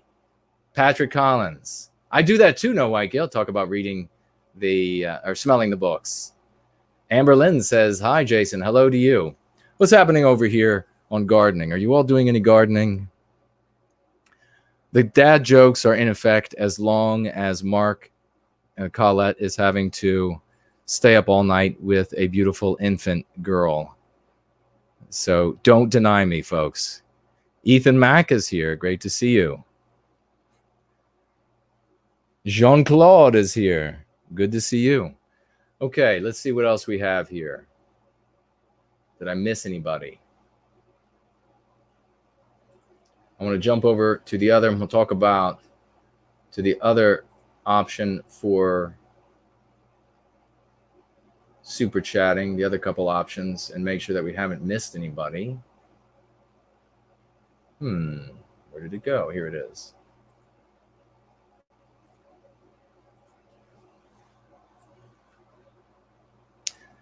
Seaver says, did we see the 50? Yes, we did. We just spoke to it. Thank you so much for pointing that out to me. For the future. That's what we need. Okay, looks like we have a super chat on Ko-fi from Brad, $6. Thank you so very much. Thank you for another stream full of white positive energy. You are most welcome. And we have a lot more to come. We have a lot more to come because we are only just getting excited. This stuff done by DHS is inspiring for us. Everybody else is looking at the horror of this, and rest assured, there's plenty bad there to see, but there is a lot of positive there for us to see, a lot of heart to take from it. Jonas says, don't forget about the entropy questions. Alex says, when in reality, anti-whiteism is what's rampant in Canada and all Western countries. Yeah, anti-whiteism is rampant. You're absolutely correct. Talking about Trudeau up there in Canada, that effeminate, I won't use the word effete wrong, as so many people do, the effete and effeminate Justin Trudeau, the flaccid Justin Trudeau. How many things can I say on here to get the YouTube AI to look in to say, what are they saying about one of our boys, one of our toys? And maybe raise the alerts to get more people to look at the channel. Trudeau was absolutely nauseating, yammered on effeminately about how non-whites continue to be eternal victims of white wickedness. Sickening. Very well written, Alex. Alex, ladies and gentlemen, is speaking directly to the fact that the anti-white narrative is a story. It is a narrative. It has no basis in reality. And so you cannot placate anti-whites. You cannot argue them out of their narrative. They are writing a storybook. They take events from the real world and they use those events to either support the anti-white narrative by lying about what took place, fabricating something out of whole cloth to add to the anti-white narrative, torturing some event into looking like it supports the anti-white narrative, or burying it underfoot when it contradicts the anti-white narrative. So what Trudeau was doing there was he was just speaking about the anti-white narrative. He was saying nothing about what really happens in the great country of Canada. There is no discrimination. There is no, if you are in Canada and you are a white person and you say a single heretical thing at work, at school, the force, the anti-white force of nature, institutions and etc. will come down on you like hellfire. You will be drawn before an anti-white tribunal at your workplace or university. And if you are not fired or expelled, you will be stained permanently for the rest of your life. And this is very important because it fits into what I'm going to say about Trudeau in a second. For the rest of your life for your heretical statement. That is what happens in reality. In reality, if you are a non-white person, you can say anything anti-white you want. You can talk about murdering white people. You can talk openly about erasing white people from the great country of Canada. And nothing happens. Nothing happens. You can be white and apply for a university, apply to university in Canada, or apply for a job in Canada. We all know this is true. And they will openly be saying, we are only taking non-white candidates. But of course, they're going to refer to them as, oppressed this or, discriminated against that. All of these euphemisms for the evil that they commit.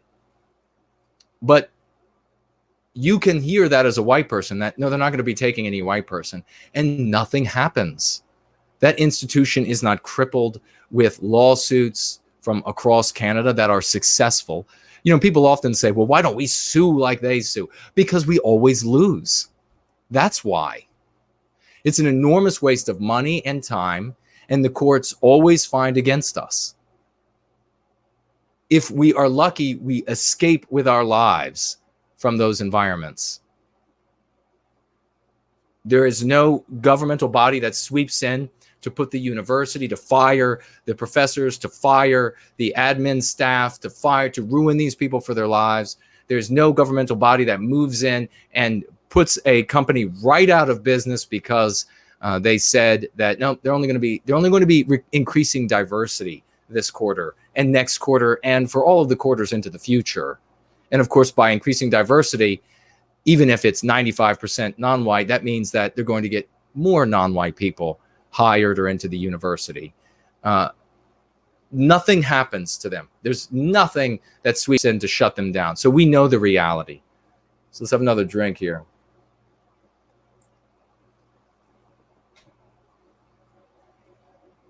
Thank you very much for that, Brad. Thank you very much for that $50 donation from, I believe, a new participant in our community. Let's get a round of applause for that $50 from a new participant. I believe a new participant in our community. Okay, it looks like we're good on the other platforms. Let's talk about Justin the tranny, and which, of course, being a tranny may or may not be a good thing. That's for people to decide on their own. That's not being decided on this channel. To all of you anti-whites who are watching. So what happened to Trudeau? He, back in his 30s, dressed up at a couple parties where he was photographed, probably more than the ones in which he was just photographed, in black and brown face at a couple parties. And I don't know, did you all hear about this? Certainly people in Canada heard about this. Why did he do it? Does anybody know why? Does anybody actually think he did it because he was making fun of non-white people? Because if you do, you've just failed your IQ test. Justin Trudeau's behaviors, all of his public behaviors, have told us a lot about the kind of person that he is. And we know that he is self-centered. We know that he is servile, that he wants to be the center of attention at all times. And if that means adopting positions that will destroy the great country of Canada, he will happily do that as an anti-white. So that makes him a perfect servant, a perfect head or titular leader of what the anti-whites are doing in that country. Watch, I'm now going to be banned from Canada for saying these things because the anti-whites are just in such control up there. So he went to these parties like people were making a big deal over, well, it was Arabian Nights and his skin was too dark to be the who cares? That's not, he wasn't going to perfectly mirror what an Arabian from Arabian Nights looks like. This is stupid. No, the reason why he made himself as dark as he possibly could make himself is because when he showed up looking like that, everybody's eyes were going to be on Justin. Everybody was going to say, my God, look at what Justin dressed up. He looks completely different. His skin is as black as soot. That is why this guy did this. That is why he dressed up a fool. He didn't do it like the anti-white narrative would tell you because it was some system of oppression. He wasn't thinking about making fun of non-white people. I've never heard of a white person thinking about dressing up as something that is, I guess, more associated with non-whites, say a grass skirt, for example, or something like this, more associated with non-whites than white people, and them doing it because their motivation is, I'm really going to stick it to non-white people. No, they're doing it because they know everybody's going to look at them. They're going to be the center of attention. They're going to get a laugh from the people they want to get a laugh from. They're going to get attention from the girls or the guys that they want to get attention from. That's why they're doing it. That's what he probably went and said. You probably said to the ladies, do you want to see if I put the black makeup everywhere? I mean, come on. We know this is what this guy did. He probably said that to the guys as well. Who knows? But that's why Trudeau did this. Here's the important thing, though, is that he's not, I see somebody wrote non-white fragility, skipped by on the chat. Indeed, yeah, it's always like, oh God, it's all about you're making fun of us. No, stop being such a thin-skinned pansy. We're not always we're not always thinking about you. This anti-white narrative is so idiotic. And yeah, if you know, I've had to tell non-white people over the years, and if you have this kind of a conversation and you find somebody, a non-white person who's reasonable, don't hesitate to tell them that we're not always thinking about them. Like this guy from, I didn't know this. I had a guy reach out to me. I'm not going to say his name. This is huge. And maybe we'll talk about this in a stream over the course of this coming week, like the ones we're talking about. But this guy, this black guy that did a podcast speaking out against Clarion and myself when Clarion and I were talking about getting white baby dolls for your white children. This guy has a YouTube channel with over 1 million subscribers. I didn't even know this. I've had 2 messages from people whom I don't know what their race is, who said they were followers of his and followed him on the podcast, on his YouTube channel. Think about this, ladies and gentlemen. Could you say this about many others in the white positive sphere who were followers of this guy, who saw my rebuttal, and Clarion came on to rebut this guy as well. What was his name? Does anybody remember this guy's name? I'm going to have to speak out about this again, where he was using all of these anti-white slurs about me mostly, and a little bit about Clarion as well. And so these 2 people were followers of that guy and his message. They heard my rebuttal and they wrote me and said, independent of each other, I'm no longer following him. I stopped following him. I now follow you. I am now subscribed to you. Who else could that happen to? Who else could be a follower of this guy who's saying, go look at these neo-Nazis? And then them look at me and say, all right, buddy, well, we're ditching you. We're going with him. So 2 people, I don't know whether they're man or woman, don't know their races, wrote me independently to tell me they abandoned him since I did that rebuttal and have come to me. But here's the best one. The best one was a guy who reached out to me. I'm sorry if it's, I actually shouldn't say guy.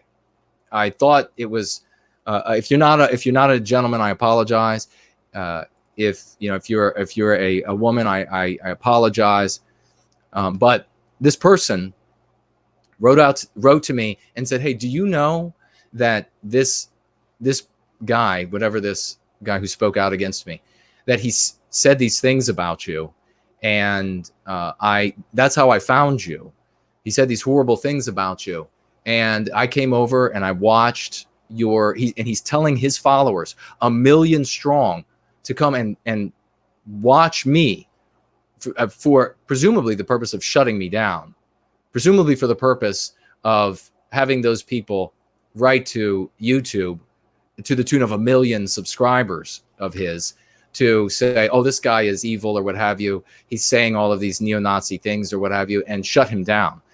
So this person came to me, Madam or Sir, and said, this is what this person said, that he or she is non-white and has decided to stop following that guy, has been a follower of that guy, and has now come over to White Wellbeing, is now a subscriber to the work we are doing.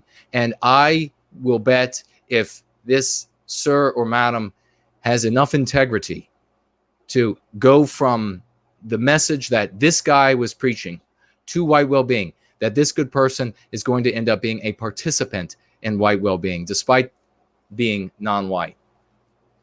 I put my money on it.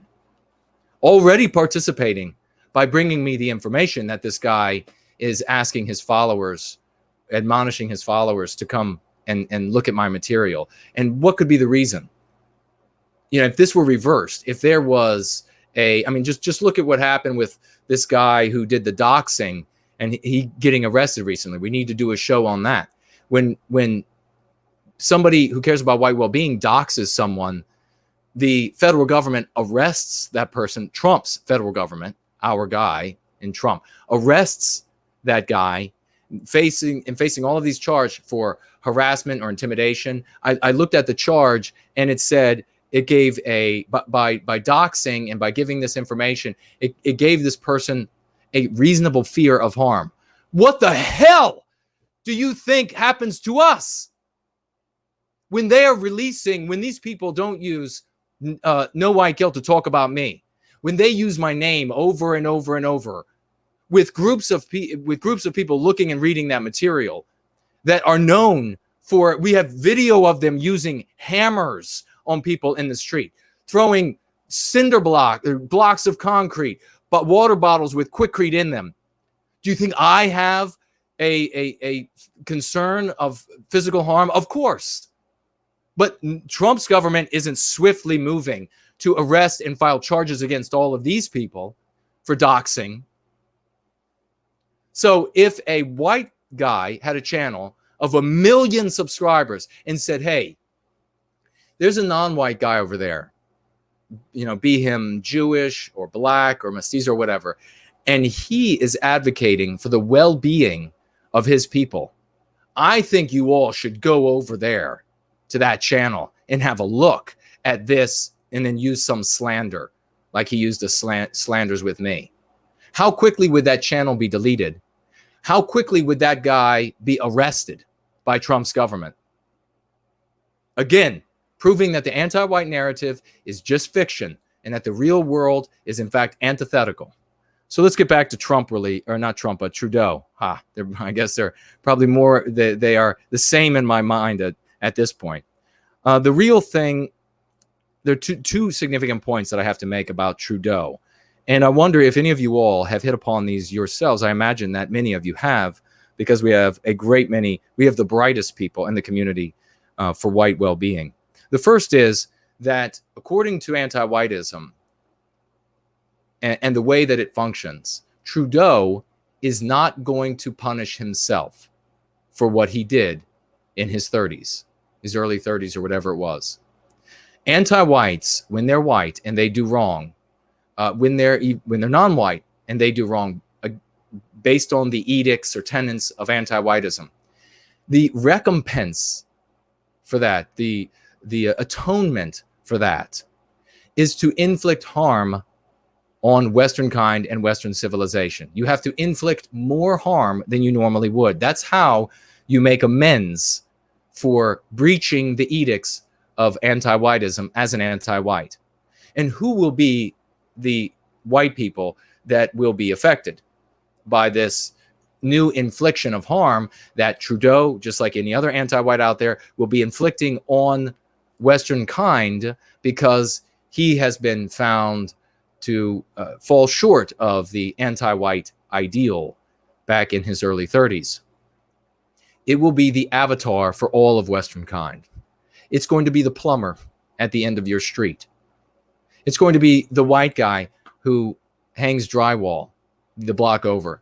It's going to be the white guy 2 blocks over that works in insurance and drives a Volvo that is 10 years old. It's not going to be the white anti-white elites that live in their gated communities. It's not going. Trudeau is not going to punish himself and say, I committed this mortal sin against this anti-white ideology of ours, and so therefore I'm going to step down and I'm going to find the most victimized person in all of Canada to take my place.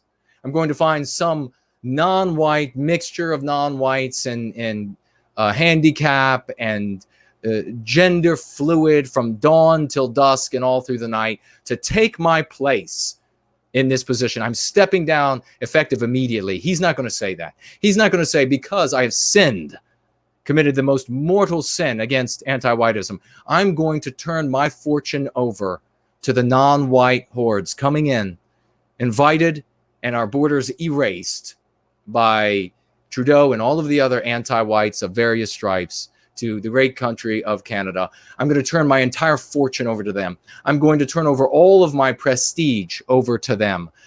He's not going to do any of that. He is going to say, just like the rest of the anti-whites, particularly white anti-whites, that, oh no, I'm going to do far more damage to the avatar of Western kind and Western civilization than I had done before, or than you ever thought I ever would. I will show you how guilty I am as an anti-white for sinning against this religion of anti-whiteism. I will burn down Western civilization to make amends. That is what he's going to do. That is going to be his response. I will destroy the life. I will destroy the life of that plumber. I will destroy that family where the accountant, the guy goes to work every day and has to stay 5 hours late every day just to get the job done that he has to make up for the non-whites in his office that are not required to work as hard, even if they are capable of doing so. I will make sure that I ruin his life to make amends for what I did in my 30s, Trudeau will say. You watch. This is how anti-whites and anti-whiteism always functions. It's never a self-sacrifice. It is always, how much more harm can you do to Western kind and Western civilization? And what better evidence do you need to have of what their objective is than when they sin, it's not self-flagellation like you'll see some of the Muslim sects where they beat themselves in the streets until their backs are bloody and they crawl on their knees. The thing that Saddam Hussein used to prevent from taking place in his country because he wanted everybody to worship him rather than Islam when he was in charge. No. They don't want you as an anti-white to go and commit suicide when you sin against anti-whiteism. They want you to harm more white people. That tells you again and again and again everything you need to know about their objectives. What's the other important point that you need to understand about Justin Trudeau? This is the last thing, and we're going to move into DHS. What is the other extremely important thing that you need to know when it comes to Justin Trudeau? Because this is important for you. What happened with Trudeau is important for you. It's important for the conversations that you're going to have with other white people, friends, family, and strangers when you talk with them about this in various forms. It is retroactive punishment. You see, ladies and gentlemen, it's not about being anti-white enough today. It's not about being anti-white enough yesterday. It's not about being anti-white enough tomorrow to not be victimized by the anti-whites. You have to be anti-white enough for all time to not be victimized by the anti-whites. You see, what you think today is anti-white enough. Mr. or Mrs. Vague out there, Mr. or Mrs. White Vague, Mr. or Mrs. White Normie out there on the streets. Maybe you're hearing this for the first time, live or in replay, or you're going to be hearing this from one of the heroes of this community. You see, Mr. and Mrs. White Vague, it's not enough to be anti-white enough today. Because you know what's going to happen? 10 years from now, some anti-white is going to say, 10 years ago, you made statements against pederasty. So now you lose your job.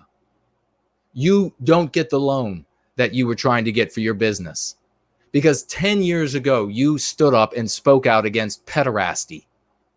Yes, 10 years ago, it wasn't punishable. It wasn't immoral to speak out against pederasty. But 10 years hence, it is. And now you are held responsible for those acts back then. 10 years from now, when you are 37, they're going to say to you, you know what? When you were 27 and you were in that program studying neurology so that you could be a neurosurgeon, and you spent a decade of your life learning how to be a neurosurgeon so that you could now reap the benefit of that effort, that deferment of the wealth, of the fun that you could have, of etc., that you could help lives, that you could save people from real diseases. 10 years ago, while you were giving up a decade of your life, you were a member of a club. Maybe it was a golf club. Maybe it was just a community club where the plurality was white people. And yes, 10 years ago, that wasn't a punishable offense when it came to anti-whiteism, but now it is. And now you are going to be fired from the practice to which you are newly a member, to which you finally began to earn the income that you have worked for. And now you're not going to be able to get a job at any practice because you were anti-white 10 years ago when you were a member of that club. If you think for a second that that is not the case, you just look back in time at things that 10 years ago, 15 years ago, 20 years ago were absolutely okay for you to do. Maybe it was showing up, making your skin so dark it's not the color of human skin. You're clearly getting a laugh by just looking a fool. You just look back 10, 15, 20 years at a time when a certain act or statement or position wasn't punishable by anti-whites at that time, and yet it is today. And you will see that indeed 10 years from now, 15 years from now, being a member of that club where there was a plurality of white people was indicative of some sort of concealed fill in the anti-white slur. You know that's the case. You know that 10, 15 years from now, taking a public stance against pederasty, saying that it is immoral or an abomination or something of that nature, that even though today enough of society says, no, it's okay for him to hold that position or her to hold that position, 10 to 15 years from now, especially as they continue to import populations that are very easily naturally anti-white or are amenable very easily to becoming anti-white because of jealousy and envy of the dignity conferred upon Western kind by our great achievements, 10 to 15 years from now, that society will be A-okay with punishing you for being a member of that organization where there was a plurality of whites, or punishing you for standing out against pederasty. Those are the lessons that need to be gleaned, that you need to share with our brothers and sisters, because they're only thinking for the moment. They're only thinking for the tomorrow. They're only thinking in their short sight, in their myopia, that they only need to be anti-white enough for today, that they need to villainy signal anti-whiteism today. But no, they need to villainy signal anti-whiteism, enough anti-whiteism for all time. That's going to require reading the future of where the anti-whites are going to go. And that is a sickness that only the most debased won't turn away from. So let me read what you all had to say. We will take a very brief break, and then we're going to talk about DHS.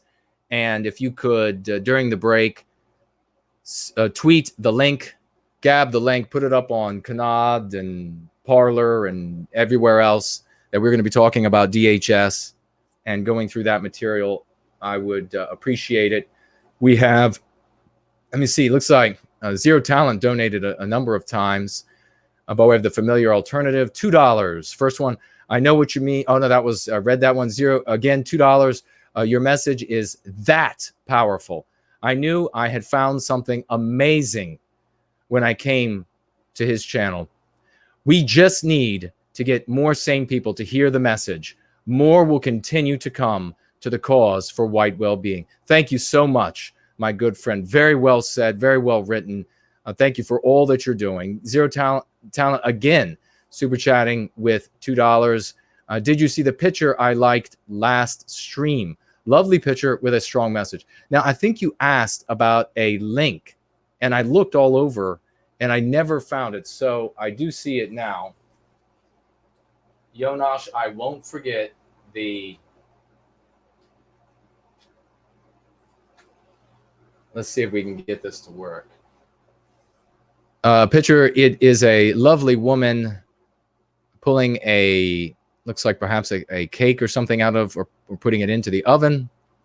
Feminism is the idea that women are free when they serve their employers, but slaves when they serve their husband and children. Well, very well said. It is a beautiful picture. Thank you for sharing that. And if I do those shorter streams, like I was talking about doing over the course of the week, I will be able to share such things. So thank you very much for that in the actual chat. Full Null says, check Entropy. And we are going to head there right now. Let's see. We got questions. We have, looks like Irish Rose had super chatted £2. Thank you so very much, Irish Rose. I imagine it is splendidly aromatic flower. You are an inspiration, no white guilt. Thank you very much. Well, that is very meaningful to me. You all are an inspiration to me and to everyone who's coming to this cause for white well-being. It is such an honor to serve with you all. Thank you for the £2. Ursa Major, super chatting $5 over here on Entropy.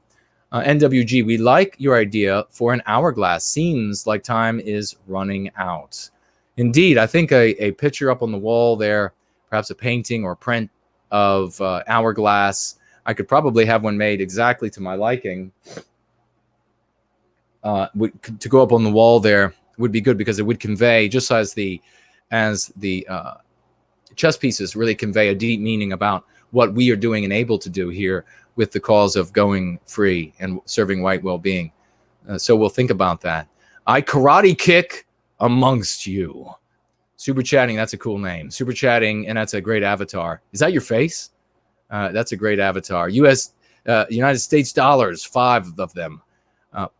My tabula rasa came with the precursors necessary to recognize my own. All else, I say, cut to the wayside. Stay vigilant, but stay the course. My best to all of you. Well, thank you very much. Karate kick amongst you. Splendidly written. Thank you for the kind donation to the cause of white well-being. The great, ladies and gentlemen, the great Roy Danton over here on Entropy, super chatting $50. Thank you so much, Roy.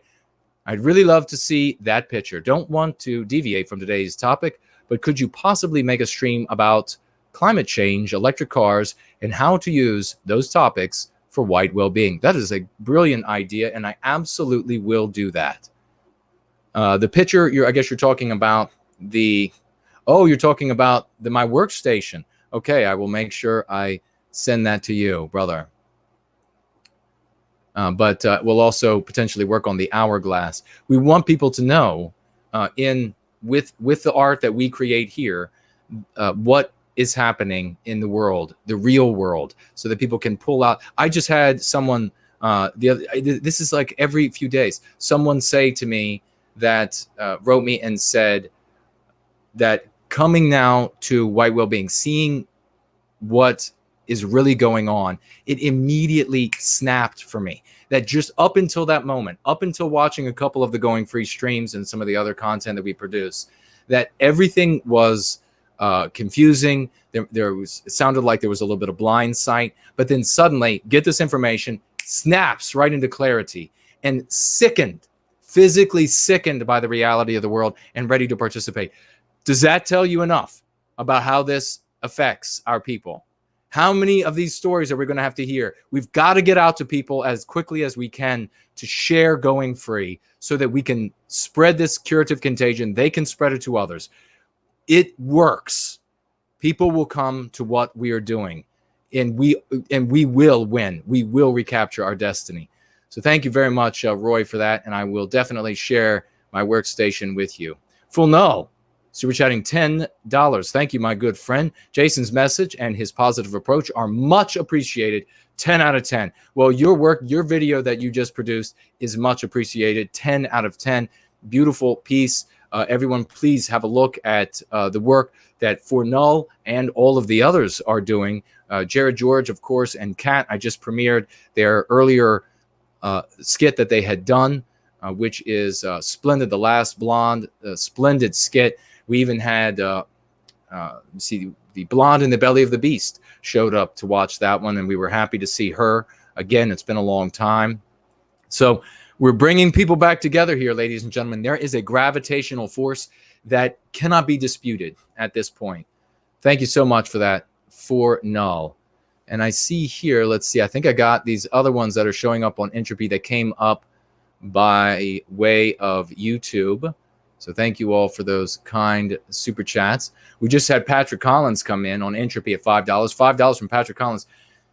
Thank you so much, Patrick, for that super chat. You all have talent at seeing through lies and tricks. Master this skill. As NWG has said, these obstacles are merely puzzles waiting to be solved. That's all they are. Very well written, Patrick. Thank you for echoing that statement. That is exactly what they are. They are just like the Mensa puzzles that I used to do for fun when I rarely had some free time. These are just puzzles for us to disembroil and cut right through, and we are doing it. We are making it happen. We just had a super chat come in from Sergeant Steele, 10 pounds. Thank you very much for that boomerang across the pond over here to the lovely state, at least for now, of Virginia, although getting increasingly less pristine by the day. 10 pounds and writing thanks for all you do. Well, thank you for all that you do and making the sacrifices that I know that you had to make for to be able to make these contributions to the cause. Now, let's see. Before I read these questions, we'll see if there are any other super chats.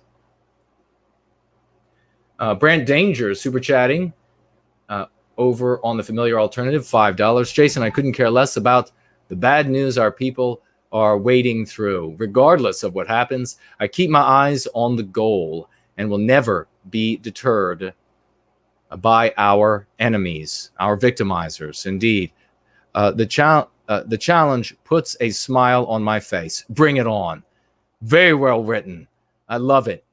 Folks, the blade doesn't get sharp without the whetting stone. We will not become stronger without embracing the struggle. Does that make sense? That is what will separate, to use another, the wheat from the chaff. It will be what makes men and women out of the boys and girls that remain behind in our community. We need the struggle. If you turn away from it, if you are one of these snarky losers and you think it's funny to just mock everything that is serious in our world and giggle into your bag of Doritos and your impotence, if that is where you are, you now have the option to come away from that, to be something real, to take on the greatest of all struggles, the struggle to recapture our destiny, the only struggle that can claim your life. Come away from those things. Come away from that idiocy and that turning away and mocking of all that is important and legitimate. And join us in the cause for white well-being. Thank you very much for that, Brant Danger. If we didn't have the resistance, we couldn't get stronger, ladies and gentlemen. So let's embrace the struggle. Let's embrace what the anti-whites bring against us and defeat it. So we'll check these two other places and we'll take a look at these questions. And we will keep moving. How's everybody doing tonight, by the way? Just getting started, right? We've warmed up now.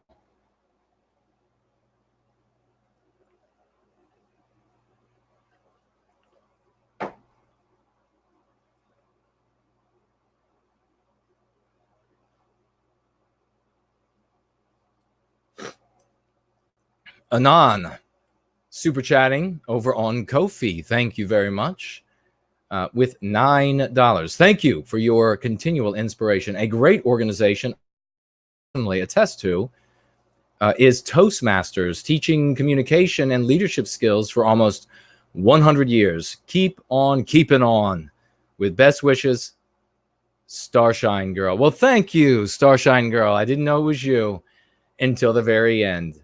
That is most kind of you. Thank you for being here with us. A great member of our community. Let's look over here on Cash App and see if we have anything there.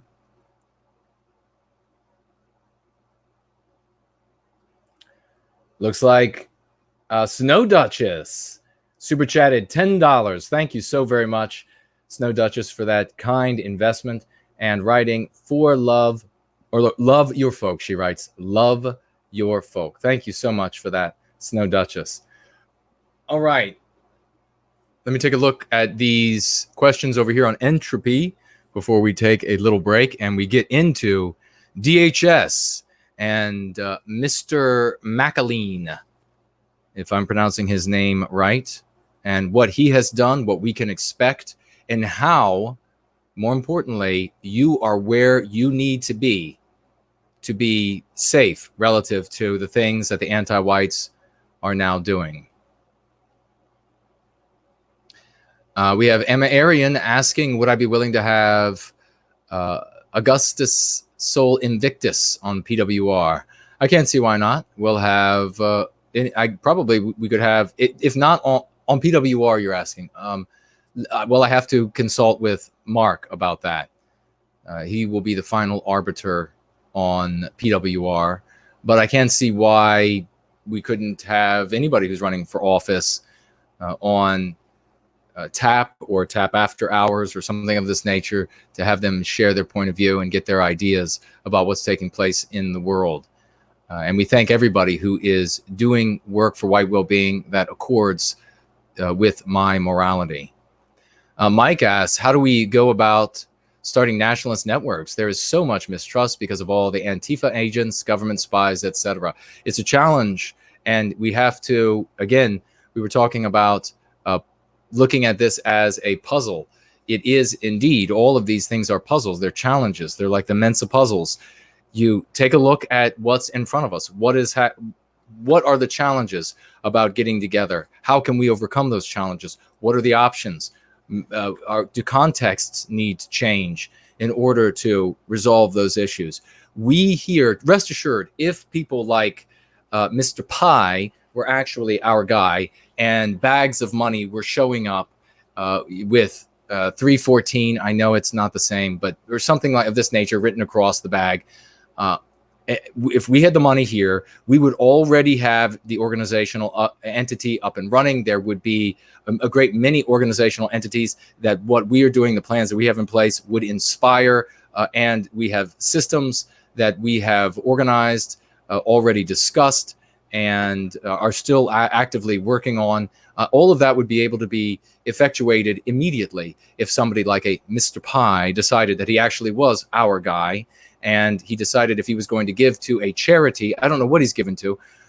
Perhaps it's been to wonderful causes, things like nature, wildlife, preserving the environment. Those are all wonderful things.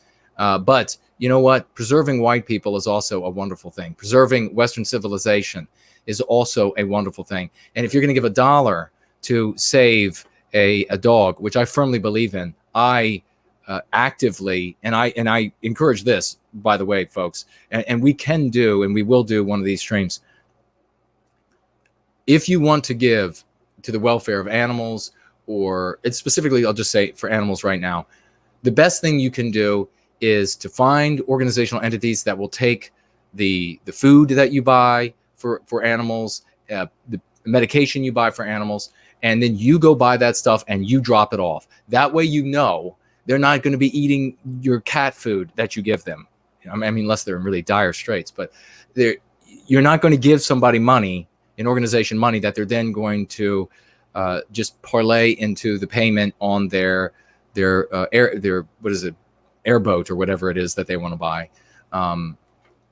Instead, it's cat food, it's dog food, it's whatever it is, medicine for the otters or whatever it is that they'll take. Do it that way, then you know it's reaching the right place. But if you're going to give any money to that or any effort to that, you damn well better be working for White Wellbeing, because these things are all going to go away the moment we go away. The moment there aren't enough white people to keep concern for the environment and concern for animal rights and welfare and to stop the suffering. Yes, there are non-white people who care about these things. Absolutely.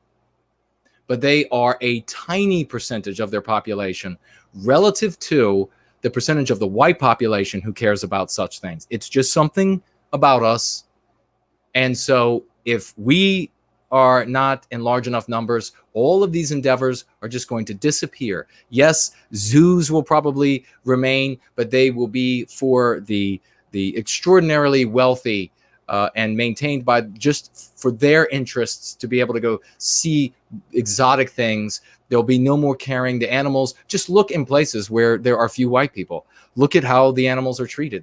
Look at the animals. They're just out on the streets. They're even in socialist countries being hunted for food. So if you're going to care about that, you better well get active for the things that we are doing. And if Mr. Pi is really our guy, and then let's see that money show up so that we can get started saving Western kind and ensuring that the river otter continues to live a very healthy and safe existence, or as safe as nature can make it for the river otter. So let's see, what else do we have here? I think I saw another something bloom in the chat go by. A hello to you. I haven't seen you in a while, I don't think. So hello to you.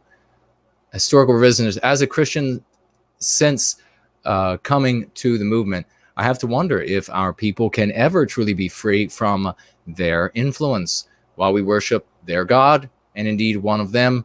Your thoughts on this? Well, a lot of Christians would disagree.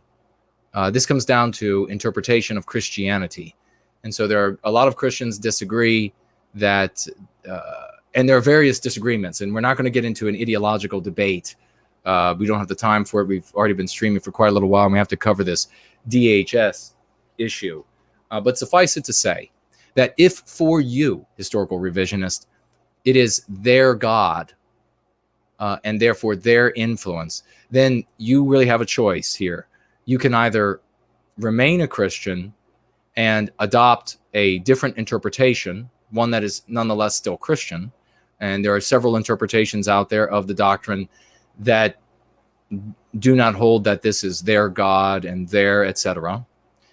Or you have to abandon Christianity and become, I guess, what a lot of people have become, they call culturally Christian or what have you, where they don't actively go to church anymore. But really that is a hollow position that can't be sustained. So you're going to have to find your path. And perhaps when we have the call-in show, we'll be able to go into more detail about that sort of thing. And I look forward to it. Yonash, really don't know. I really don't know, because everybody has their own opinion and I respect it. It was a Muslim woman who said this. Everybody's entitled to whatever I see. Okay, whatever they want to say, whatever they want. Everybody's entitled to say. So a Muslim woman was interviewed. This was from earlier in the show tonight, saying that she doesn't know what to say about the flyer. Everybody's entitled. This is the statement that on a flyer that read that Islam is right about women. And she said, I really don't know, because everybody has their own opinion and I respect it. Now that is, of course, for public consumption. If she is not anti-white, this might be a genuine position.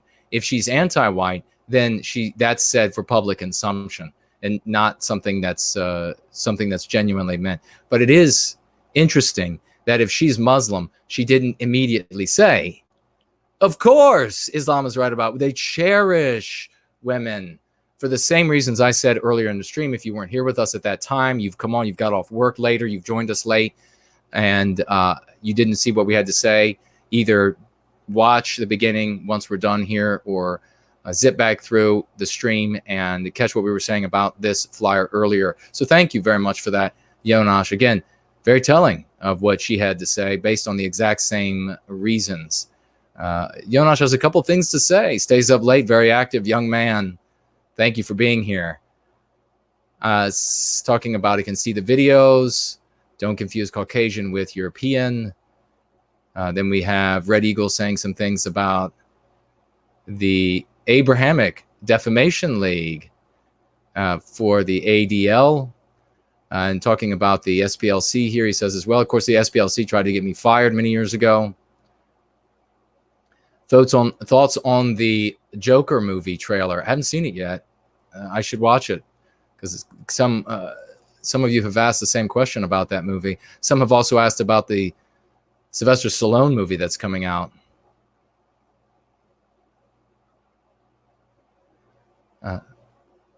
No White Guilt, the guy who landed a probe on the comet and got shit about his shirt. Okay, not sure, Steve. Landed a probe on the comet and got shit about his shirt. Well, thank you very much for the potential compliment that is there. I can find a compliment in almost anything. Remember, it's always about interpretation, ladies and gentlemen. You can write whatever you want into a document, and you give me anything in a document, and especially the longer you make it, I can make it say the exact opposite in interpretation. Couldn't the Trudeau gate lead to POC pushing away their leftist white allies of theirs? This would be a great thing, wouldn't it? That's El Ronder. Thank you very much for that question and comment. It is a great thing that they become. I don't know that they'll be pushing them away. Certainly they already are in some cases, aren't they? They're having these, they're saying to the white anti-whites, no, this is just going to be a people of color thing. You are excluded.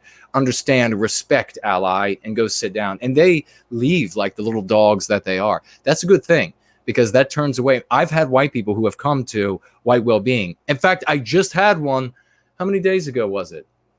I don't know, 5 days ago, who wrote me saying they were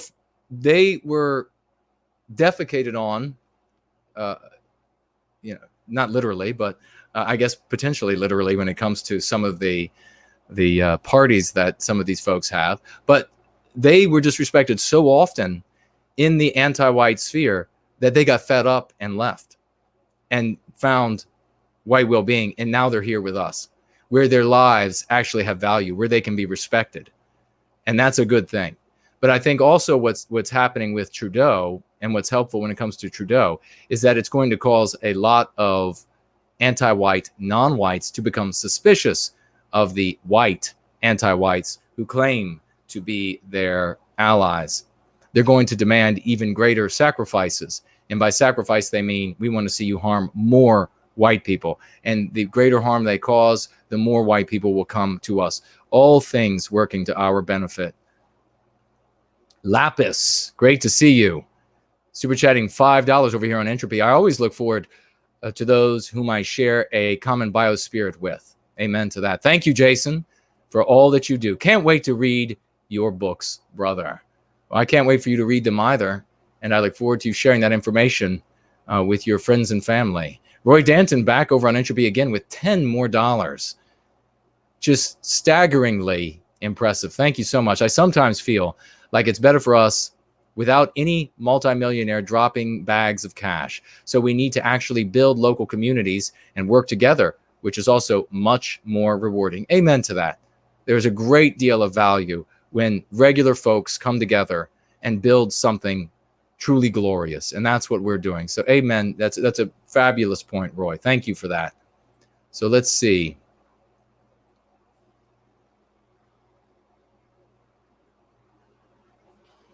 Let's go ahead and take a 30 to 60 second break. And we are going to pick up with the DHS, and we will wrap everything up tonight. We're looking at just 8:05 right now, Eastern Standard Time in the United States, right outside of Washington, D.C., where if Trump is home today, He's but a stone's throw from where I sit right now. And if you're around the world, somewhere else, that seems pretty damn close. So I am going to be gone for 30 to 60 seconds. And if you could, during that time, chat and clip this URL, post it on all of your different social networks.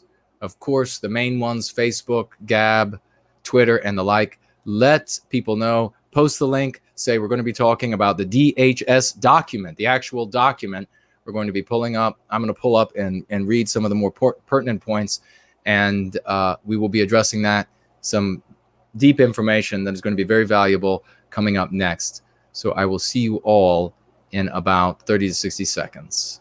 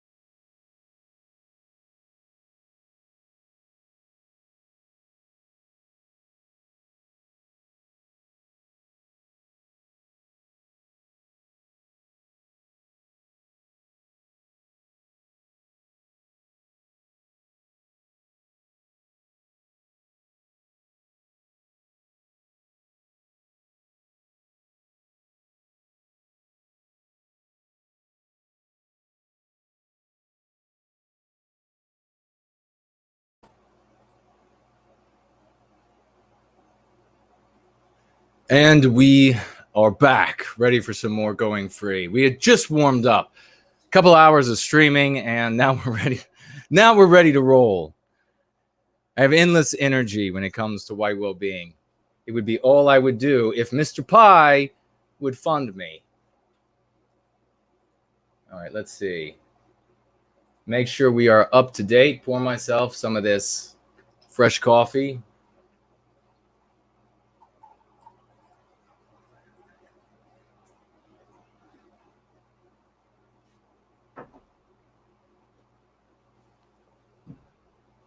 Sailor High Performance is here. Good to see you.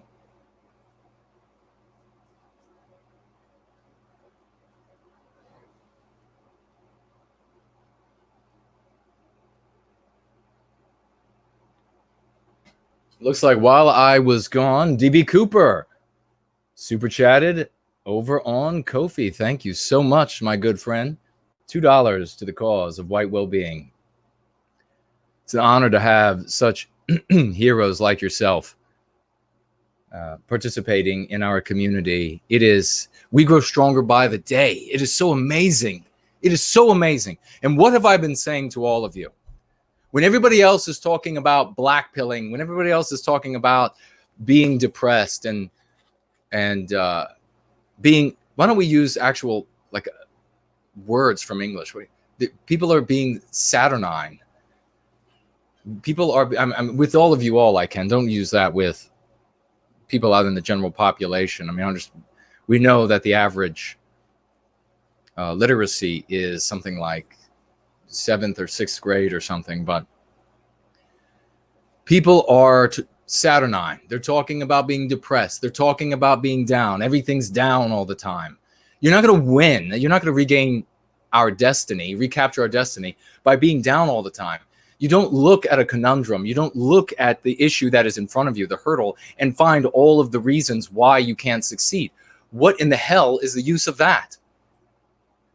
Instead, you step it up and you look for all of the things you can do to succeed, all of the things you can do to win. Like, for example, I mean, we got Jonas, a young man, up in the wee hours of the morning going free where he is. He might be further east than everybody else here in Europe. All right, so let's see. Let's take a look at this document. And just for everybody's, to pique everybody's interest, this is my workspace. Now, if you are a contributor to the cause of white well-being, you create content, you pass out leaflets, you write poetry, you write music, you contribute money, you make comments on message boards. You are a contributor to the cause of white well-being. You are spreading what we are doing here, going free, the message of going free, the lexicon, the dialectics. If you are doing any of that, you can reach out to me, and the least I can do is show you, compared to Wozeri, my very humble workstation, what I look at when we do these streams, 3, 4, 5 hours long, when I've streamed before PWR and then into TAP and streamed for, well, I think even on the birthday, the celebration, we called it a birthday of TAP. I think that was something like 8 or 9 hours. It wasn't on one solid stream. It was broken up into several streams, but this is what I'm looking at as opposed to what you all normally see. So that is the blurry black and white version. There's a much clearer version. And if Josh is still in the chat, he can tell you all whether he thinks it's worth seeing or not. Okay. So we have this Kevin Mikkelinen. Kevin Mikkelinen, the acting head of DHS, or DHS head pro tem. I don't know however they say it properly over there. David, yes, it's intended to be blurry in that one. So that's just for everyone to see what I'm looking at. That's the blurry version that everyone gets to see. And if anyone, as I say, is a participant and they want to see the clear version of what I'm looking at on this side of the room, I will send that. And the only reason I am offering this is because so many people have asked. I didn't know that anybody would care. Daughter of Albion says, great to see you in the chat over there on gardening. Says, it's blurry. Yes, indeed. It is meant to be blurry. Tim is here. Good to see you, Tim, over there on gardening. All contributors will be, in any way, shape, or form, will be given the clear version, which is crystal clear, I assure you, not blurry, also color, not in black and white. And you will be able to see what I see when I am streaming. I will tell you this, that one person who saw it said that she was actually kind of speechless for a moment. Not to say that there's something to be speechless about this, but just that it was not what she expected. Jonas says, forgot his glass. No, it's just late. It's just late for you. You are. Seaver says he'd like to see it. I should start. Seaver, take some notes of anybody who says they want to see it. Whoever's a contributor, has earned the right to see it. So my small way to pay back for the good work that you all are doing. So what's going on with DHS? This news just came out the other day, and a lot of people are really coming unglued over it. They're really worried. I am happy. There are several reasons to be happy. I'll talk about it just in general here first. Michelin, I don't know if you all know this, but he is an Obama era holdover that Trump is allowing to run DHS. So this is now Trump's guy. Misty says she wants to see my garden.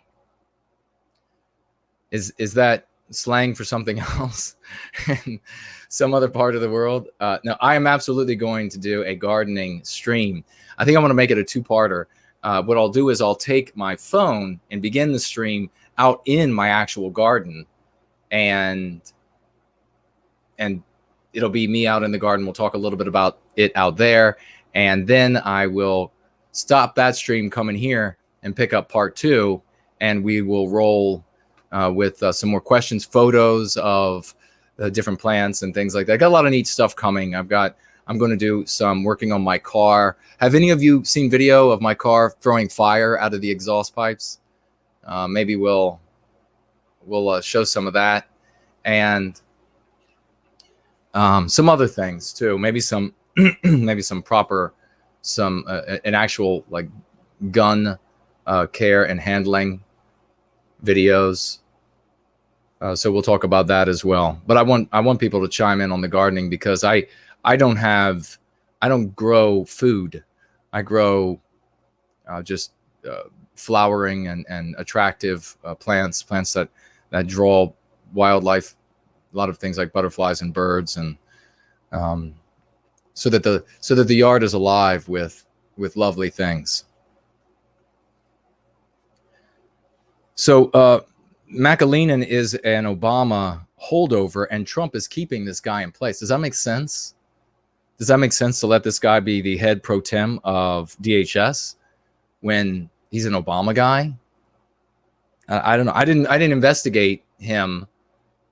I didn't investigate him any deeper than that. So I don't. If somebody wants to come out and say, "Oh, he's actually X, Y, or Z," I just don't say he's our guy. So what they did the other day was they officially recognized something they call white nationalism as a major national security threat.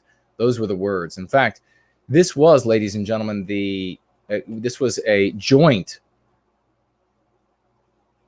Let me see exactly. I have it here.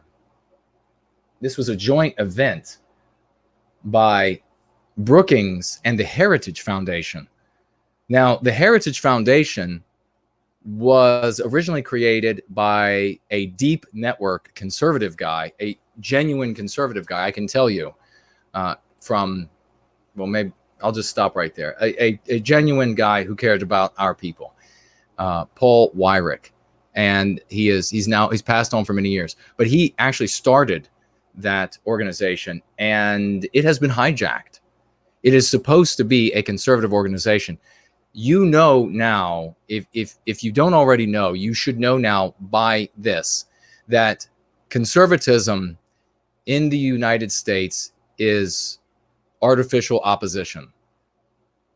So everything associated with conservatism in the United States, it is controlled opposition, or it may or may not be for you YouTube anti-whites out there.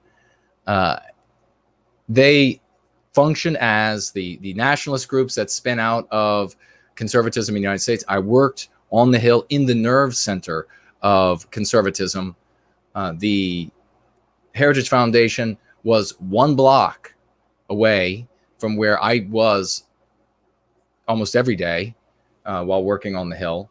And I don't know if they've changed offices or locations since then, but they're supposed to be conservatives, and here they are with the Brookings Institute, which is vehemently anti-white.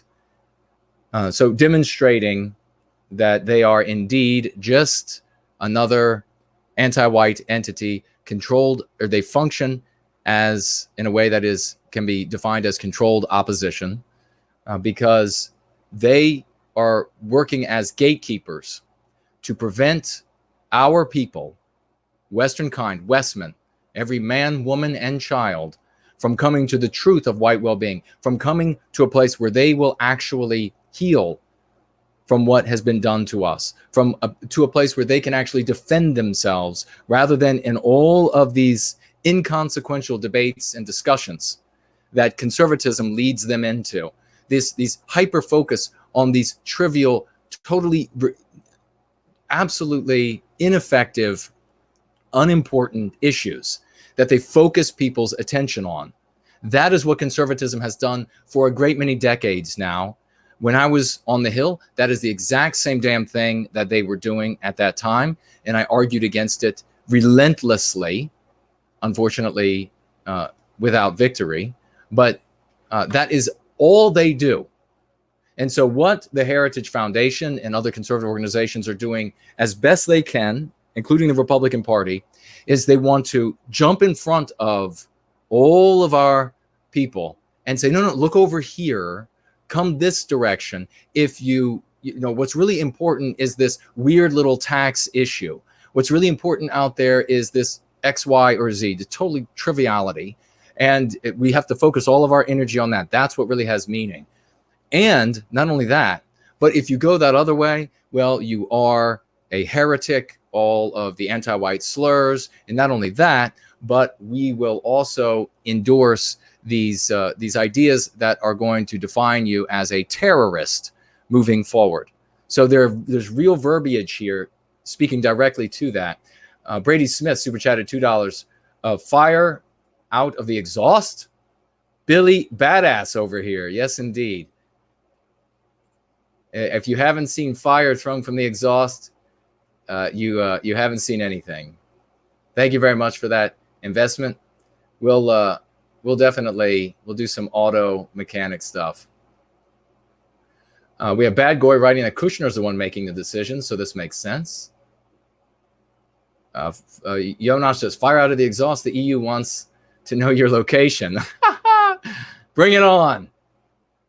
Bad Goy again saying Kushner's the one making decisions. So know that conservatism and all of these nationalist groups are functioning as gatekeepers. They're functioning to keep our people from going down the path that can actually save them, that can actually reclaim our destiny. Make sure you discuss this when you discuss going free with our brothers and sisters out there, with their friends, family, or strangers, because they are going to want an official entity. They're going to want some sort of official network to align with. And they're not going to be able to find an official network to align with that is going to serve our well-being. They are only going to be able to find something that is semi-official in the form of conservatism, which is able to maintain that status quo or that status by operating as false opposition. Because it obviously isn't oppositional if, while you have President Trump in office, and this is another point I want to make about this, ladies and gentlemen. When you have the conservatives, when you have the Republicans in office, I want you to note that some of the most anti-white, some of the most egregiously anti-white things go into effect while conservatives and Republicans are in office. This is one of them, going into effect while Trump is in office. Why is it that these things are instituted while conservatives and Republicans are in office? The reason for that is that there isn't resistance when it's conservatives and Republicans doing these things. The white people who would normally be up in arms, if this were, and we'll talk about it, Janet Napolitano doing this, whites would be crazed with just wanting to oppose, all these conservatives and Republicans with just wanting to oppose anything that a Democrat was doing. When it happens under a Trump, they are just twiddling their thumbs. They couldn't care less about what's taking place. What ends up happening, though, when these policies go into place? What has always happened when these policies go into place, when conservatives and Republicans are in office? What happens is they're not robustly acted. They are acted on, and we're seeing a lot of people being arrested already, just for doxing or for suspicion or for etc., more so than in the past. And that not for those poor people, but overall, it speaks a lot about our growing success. And we'll talk about that in a moment. But what ends up happening is once these conservatives and Republicans are out of office, you then get Democrats in office, and they have no problem in ballooning the program to epic proportions. So a policy or a program that a Democrat could not get in, a Republican gets in, and then when the Democrat gets in, they act on it. It's in existence, and they can use it for whatever they want against our people. Do you see how that works?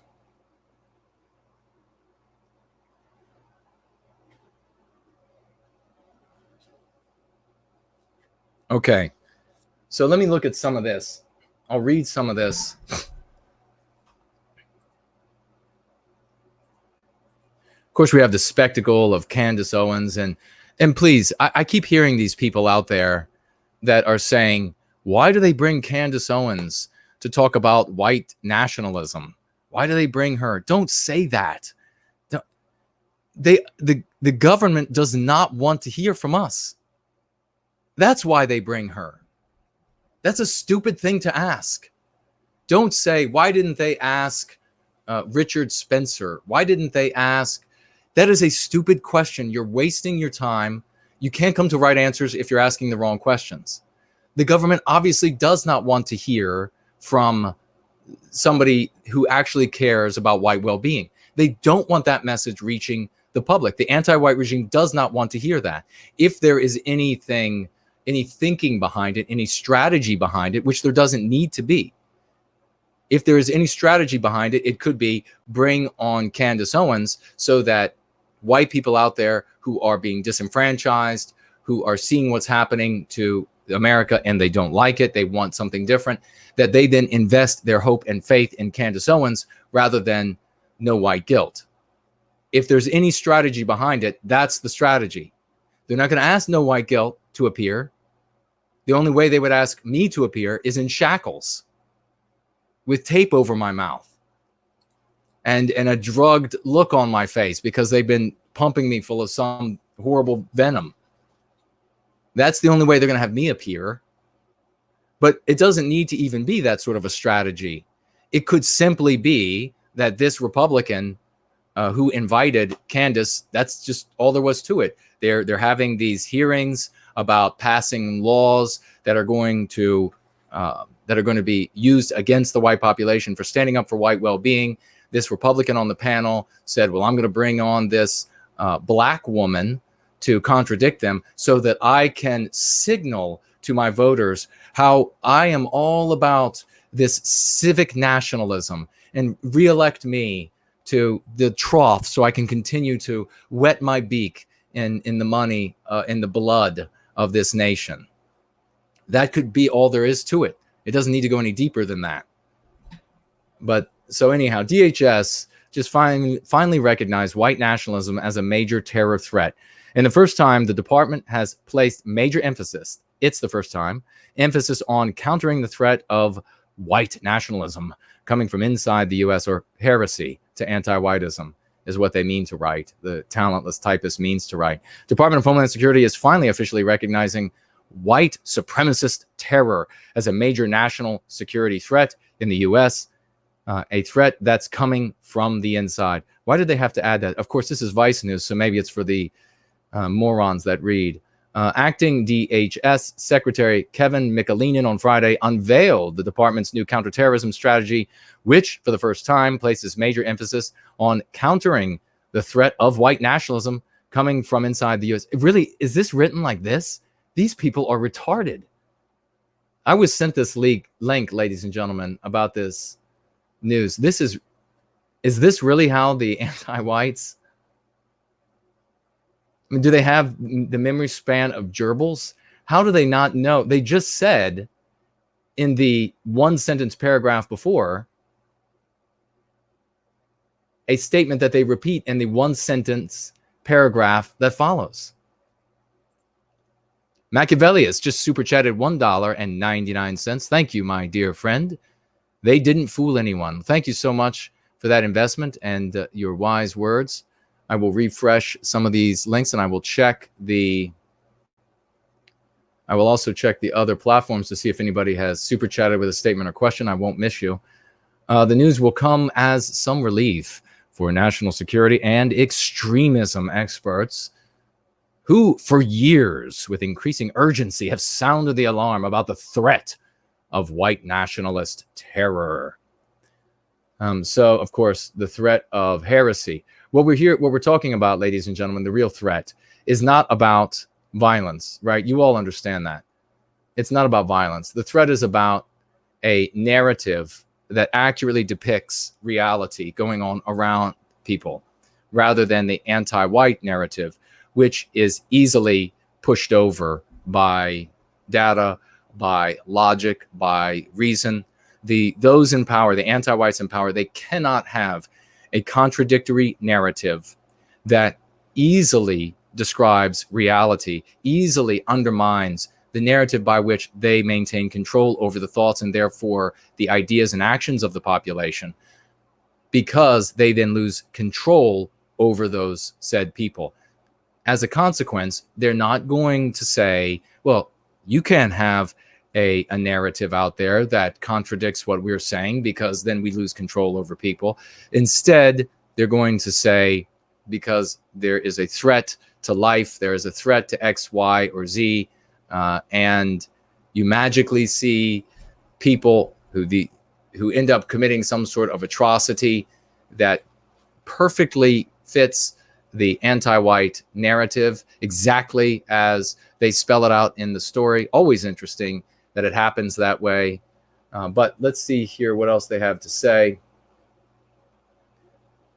about this.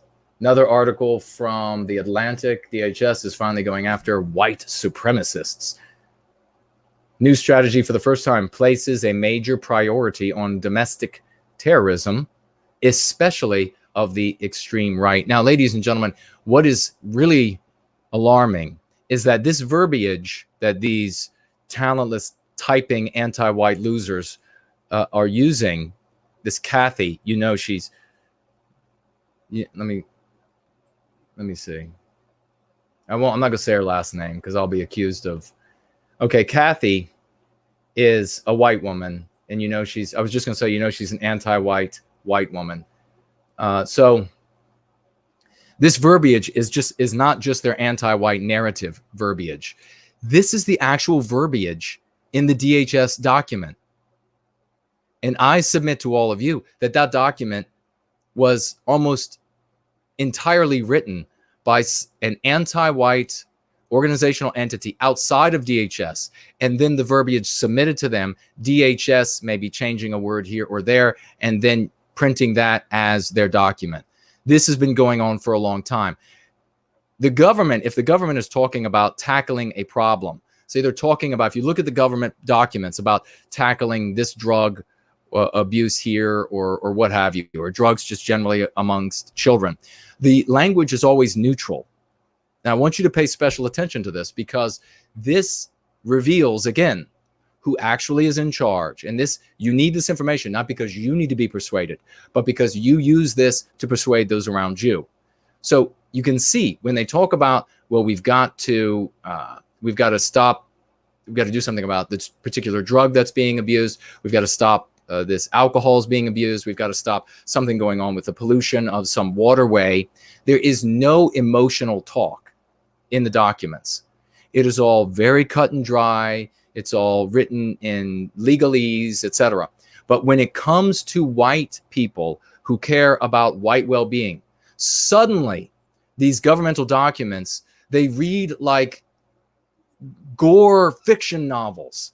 I mean, the verbiage they use is drawing up all of this emotional, just evil, this words. It's just like they can't say the word evil in enough iterations enough, even though it's just a government document. It's just about supposedly tackling an issue, tackling a problem.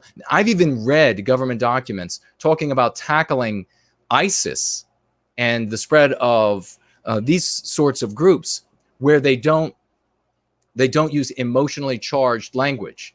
They only appears in abundance when they're talking about condemning, jailing, trying, etc., censoring whites who care about white well-being.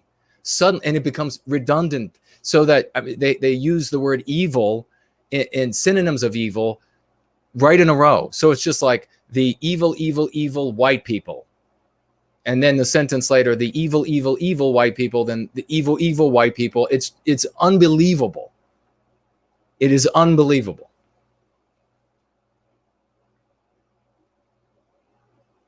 Okay, I want to read to you some of the things.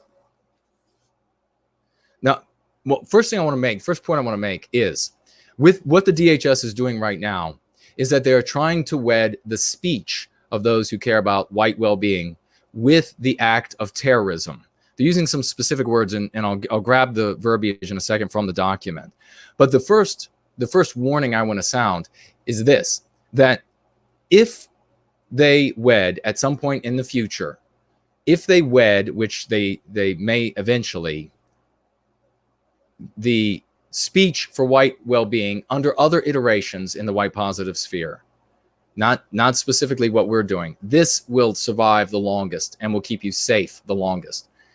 But if they wed it under other speech that takes place in the white positive sphere, things like saying you are a pro-white, okay, that is, you are white positive, you are an advocate for white well-being. At some point in the potentially near future, to say that you are pro-white, to say that you are a white nationalist, is going to be paired with terrorism. And they have a phrase, maybe I should just grab it right now. I'll grab it in a second. But they have a phrase, targeted violence is the phrase. And so what will happen is, once you are slid from targeted violence as a white nationalist or pro-white or what have you, into the category of terrorist or potential terrorist, by way of this targeted violence phrase, you then are subject to a host of other potential categories, like the no gun buy list and the no fly list. So self-defense restrictions, travel restrictions, those are the kind of black box decisions. And I don't know if anybody else has dug into this yet. If you're getting it first here, then I apologize that you're getting it first here. But that is where those in the white positive sphere, outside of what we are doing here for white well-being, using the archaic words of serving white well-being from the past, that is where they are going to end up. If this continues to move forward, you're going to end up, and you use that verbiage, you use that lexicon, you're going to end up slid right over under the rubric of targeted violence into the terrorist category, and you will suffer the categorization within that categorization. No fly list, no travel list, no buy list, no self-defense list, and others. Subject to a increasing scrutiny for red flag laws that now Trump is promoting. Trump is promoting. Don't forget that. And even if Trump, during his tenure, doesn't act as boldly on the red flag laws that come into being under his tenure at the White House, the Democrats that follow him, they will. And remember, under these red flag laws, as they are being implemented in states across the United States, all they require is anyone in law enforcement, any family member, and then what was the third category? Any family member, anyone in law enforcement, and another category. All they have to do is say that they think you might be a threat. So how easy is that? To find somebody who thinks that you might be a threat, and then your right to self-defense is taken from you. So that's the first very important thing that needs to be stated, and we need to be talking about when it comes to what DHS is doing now. So Michelinin spoke at the Brookings Institute, and he specifically said, Michelinin said, when the leadership lays out its goals, speaking about including white nationalism, under the terrorism rubric. He says, when leadership lays out its goals, bureaucracies tend to move. That is a threat as long as I won't say it. I won't say the rest of that phrase, but that's a threat, and you can rest assured that they'll act on that threat. He said the department's resources can be redistributed to better coordinate and focus the sprawling counterterrorism bureaucracy on a wide range of threats. On a wide range of threats. Listen to this, ladies and gentlemen. From online, look at what they wed here. Look at what this guy weds in this sentence. Are you ready? From online radicalization to the movement of weapons of mass destruction. Michelinin, discussing those who he says are white nationalists, says that they are going to be working on coordinating the sprawling terrorism bureaucracy on a wide range of threats, from radicalization, from online radicalization to the movement of weapons of mass destruction. Now, he's not saying here that these are two different things. He has just wedded them in that statement. He has just told you where he is intending to go, where his mind is. That has told you a lot about Michelinin, because then he goes on to say, well, we have budget issues. We don't quite have enough money yet to be able to implement all of this. That's a good thing. He says and then of course I have a note here to myself about the permanent head of DHS. Let's see when Trump puts in a permanent head, if it doesn't make Michelinin the permanent head, if there is any attempt to repeal what has been initiated by Michelinin, and I can guarantee you there won't be, or to any substantial degree. Here's the thing that I found that was really shocking, as if that wasn't already shocking. I didn't even know about this. Trump's National Security Council last year identified nationalist and neo-Nazi groups as a terrorist threat to the country. Did any of you know that? Last year, Trump's National Security Council identified nationalists, just nationalists and neo-Nazi groups as a terrorist threat to the United States. Is Trump our guy? He's about as much our guy as Mr. Pie. So let's take a look, and then I'm going to tell you the good things. We'll take a look at the actual document. U.S. Department. So here's the document. I would post it here for you to see, and maybe I will again on another stream later this week. I didn't have an opportunity to migrate it over. Department of Homeland Security Strategic Framework, Encountering Terrorism and Targeted Violence. There's the word, ladies and gentlemen, targeted violence. U.S. Department of Homeland Security was created, blah, blah, blah. It is important to appreciate the great progress that the department has made since it was founded. Multi-tiered approach to security. Of course, the work, he says here, is not finished. Indeed, pivotal moment in the department's history. Of course, because they are now going to be pivoting from what they claimed was the purpose of DHS, which is this external threat of terrorism, to what many say was the purpose of DHS from the very beginning, which is to oppress those who resist the anti-white elites who run the regime in this country. I see somebody wrote treason. It absolutely is treason, what they are doing.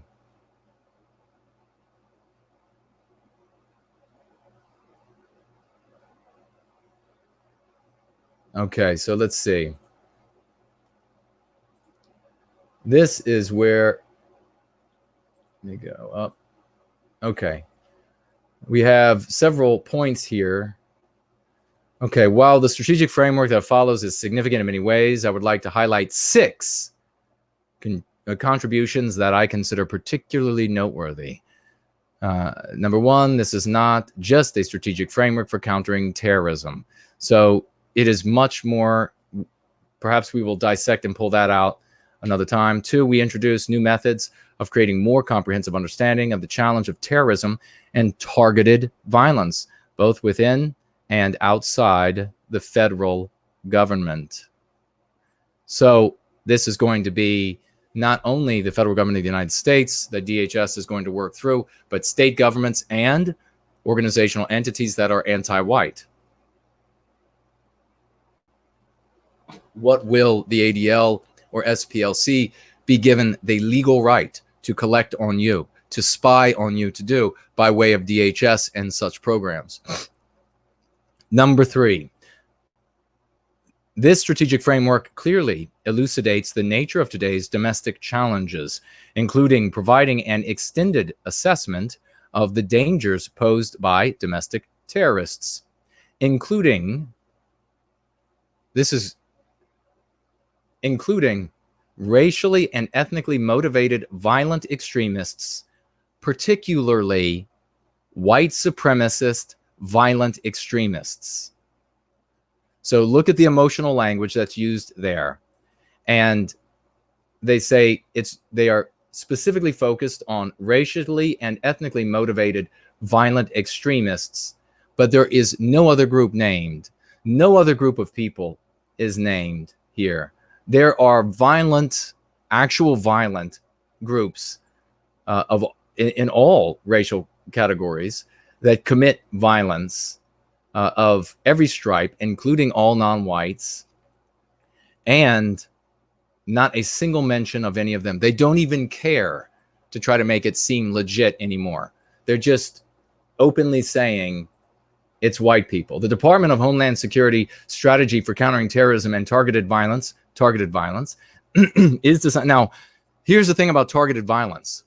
Your words can be defined as targeted violence. And I'm going to read in a moment how they're wedding targeted violence to terrorism. This is what they want to do. And even if it doesn't come into full fruition under Trump's tenure, it will in a future administration. The Department of Homeland Security strategy for countering terrorism and targeted violence is designed to implement the White House's 2017 National Security Strategy and 2018 National Strategy for Counterterrorism. We were just talking about Trump's team, including nationalists and neo-Nazis as terrorists. Now, everything from somebody who is a nationalist for the United States all the way to a neo-Nazi. Why isn't it everybody, it's a nationalist all the way to a Black Panther? Or how about that Jewish terrorist organization that years ago, who knows if you're even allowed to talk about it? This may or may not have happened, ladies and gentlemen, because we might not be allowed to talk about it. But I may or may not have been imagining when I read the stories and looked into the news video footage of the guy, the Jewish guy, and they took out all of the weapons from his house and they laid them on the driveway. And he even had, I believe it was an RPG. This is a shoulder-mounted rocket launcher that you can't even get in the United States. Maybe it was a law, which is an American-made, but it was a shoulder-mounted rocket launcher, and he had a list of targets. But that has gone down the memory hole. I may or may not have seen that. It may or may not have actually happened. For those, you can all look it up if you'd like, and you'll find maybe you'll find information on that happening. That was many years ago in Florida. Okay. Let's see. There has been concerning rise in attacks by individuals motivated by a variety of domestic terrorist ideologies, such as racially and ethnically motivated violent extremism, including white supremacist violent extremism, anti-government, anti-authority violent extremism, and other ideological strains that drive terrorist violence, hate crimes. And who gets charged for hate crimes? And non-ideologically motivated large-scale and disproportionately lethal acts of mass violence, including mass attacks, round out the picture of terrorism and targeted violence afflicting the homeland. So everything they just said there is white people, white people, white people. We're going to be criminalizing white people who stand up for white people. That's everything they're saying there. And they're saying all of that advocacy amounts to, as Michelinen says here, amounts to weapons of having weapons of mass destruction. White supremacist violent extremism, one type of racially and ethnically motivated violent extremism, is one of the why aren't they talking about all of the others? We know why. Because all of the others don't matter. All of the others are celebrated. When these people commit, when those zebra killings were committed by that black supremacist, if you want to use their language, that anti-white group in California, and they were going out, and this may or may not have happened, ladies and gentlemen, you'll have to research for yourself. YouTube is watching, may or may not have happened, but when they were killing white people and in droves and bringing their ears back and all of this sort of crazy stuff, which may or may not have happened, when they were doing that, there was no big movement here to put an end to it. There was no big governmental push to put an end to that sort of thing, because that's exactly what these anti-white bastards want. That's the exact kind of harm they want to have happen. That's not what they're talking about, though. It's just white people. They say the white supremacist violent extremism is one of the most potent forces driving domestic terrorism. Lone attackers, as opposed to cells or organizations, generally perpetrate these kinds of attacks, but they are also part of a broader movement. White supremacist violent extremists' outlook can generally, good God, emotional language, extremist outlook can generally be characterized by hatred for immigrants and ethnic minorities, often combining these prejudices with virulent anti-Semitism or anti-Muslim views. So again, the emotional language telling you everything you need to know about the authors of this, the anti-white pieces of garbage, pieces of human waste that wrote this document, and all of the others who read over it and gave their seal of approval and have now published this garbage and are categorizing those who care about white well-being in this way. Okay, so what was I saying about all of the other ways? Why is it that we in the sphere of white well-being, why is it that we focus on who and what we really are? Because that is what matters. Our story is what matters. What all of these other groups are doing is immaterial. I know it's easy to get angry about the whatever stats of this, and if you want to dig deep into all of these different stats, then be my guest, become a professional, and all of the different rape stats, and that can be valuable for a lot of people when it comes to converting them. But what matters is the love for our people. And here's the thing, ladies and gentlemen. The anti-whites are going to be able to censor you. They're going to be able to put you under the rubric of targeted violence, and therefore under the rubric of terrorism, and therefore under the rubrics of travel bans and all of the like, for doing things like focusing on immigration. In fact, they say later in this, focusing, I guess, on that being the thrust of your conversation.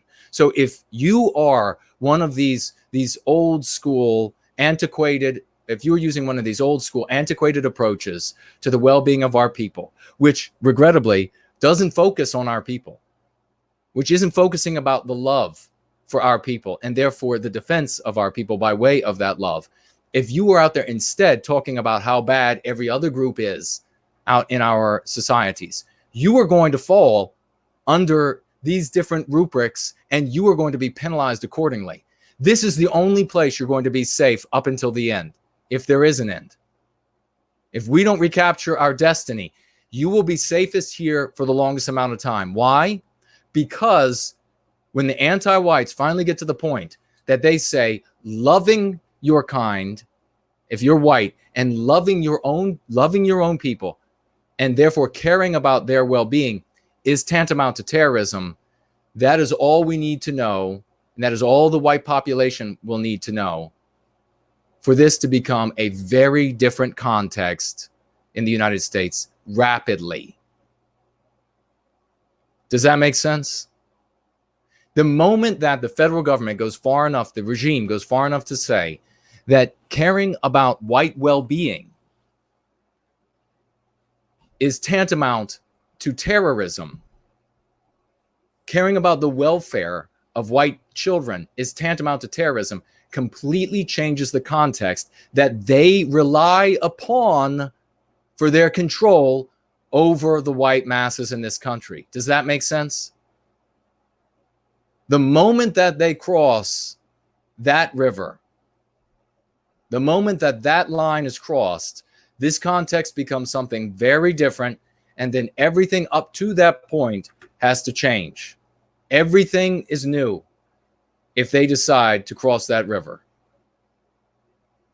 But until or unless they cross that river, you are safe here.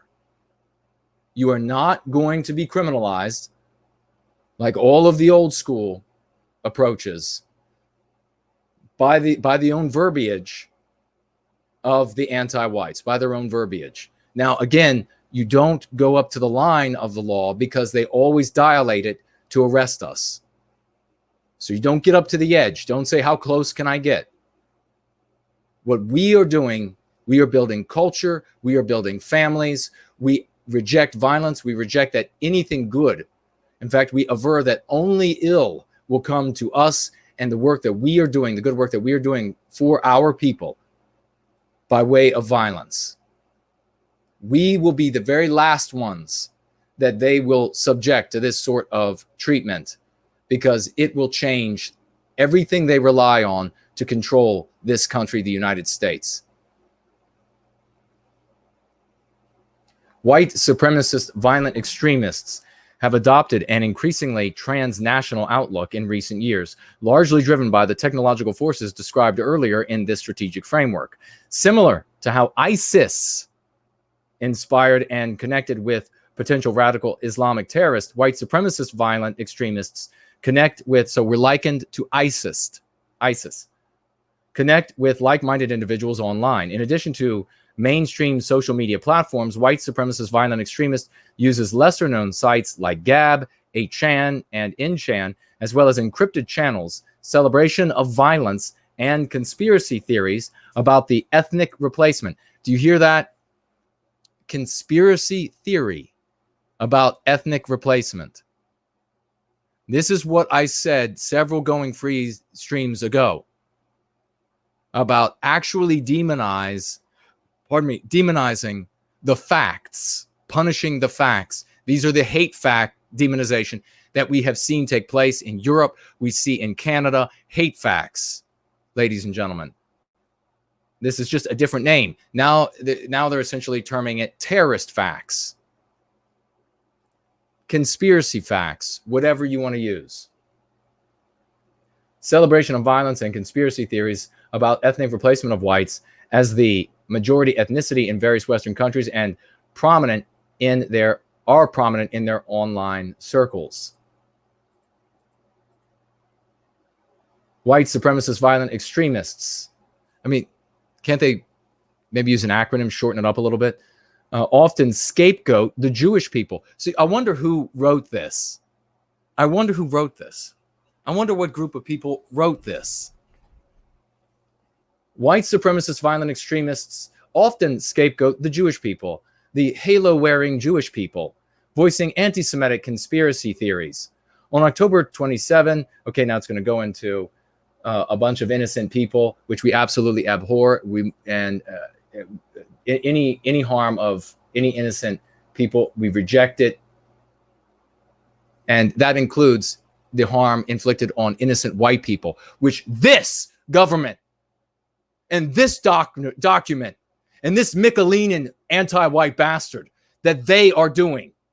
We reject all violence, including their anti-white violence.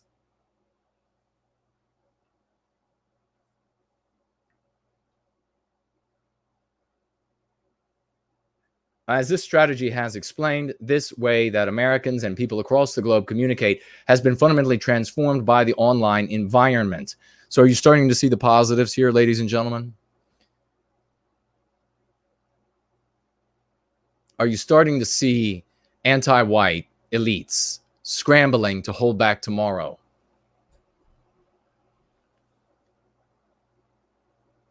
For some violent extremist movements, including the ethnically motivated violent extremists, particularly white supremacist violent extremists, the online space appears essential to their recent growth.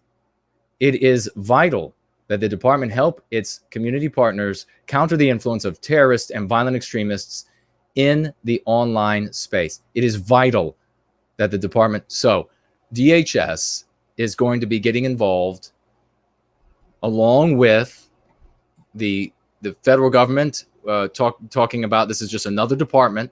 When we were talking about the red flag laws at the state level, at the federal level, you got bureaucracies at both state and federal level that are going to be getting involved, helping these organizations like YouTube and etc. censor and spy on those who are standing up for white well-being, or in various ways across the white positive sphere.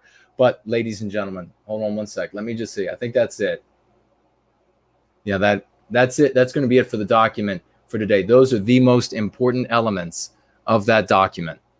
We had the Learned Goat super chatting $5. This language from our own government is open incitement to violence against us as a people. Brilliantly written. That is exactly right.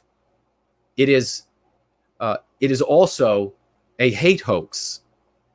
It is a hate hoax of monumental proportions, because this is the anti-whites at the head of all authority on planet Earth, because this is the United States government drawing the noose of suspicion around the throat of every single white man, woman, and child.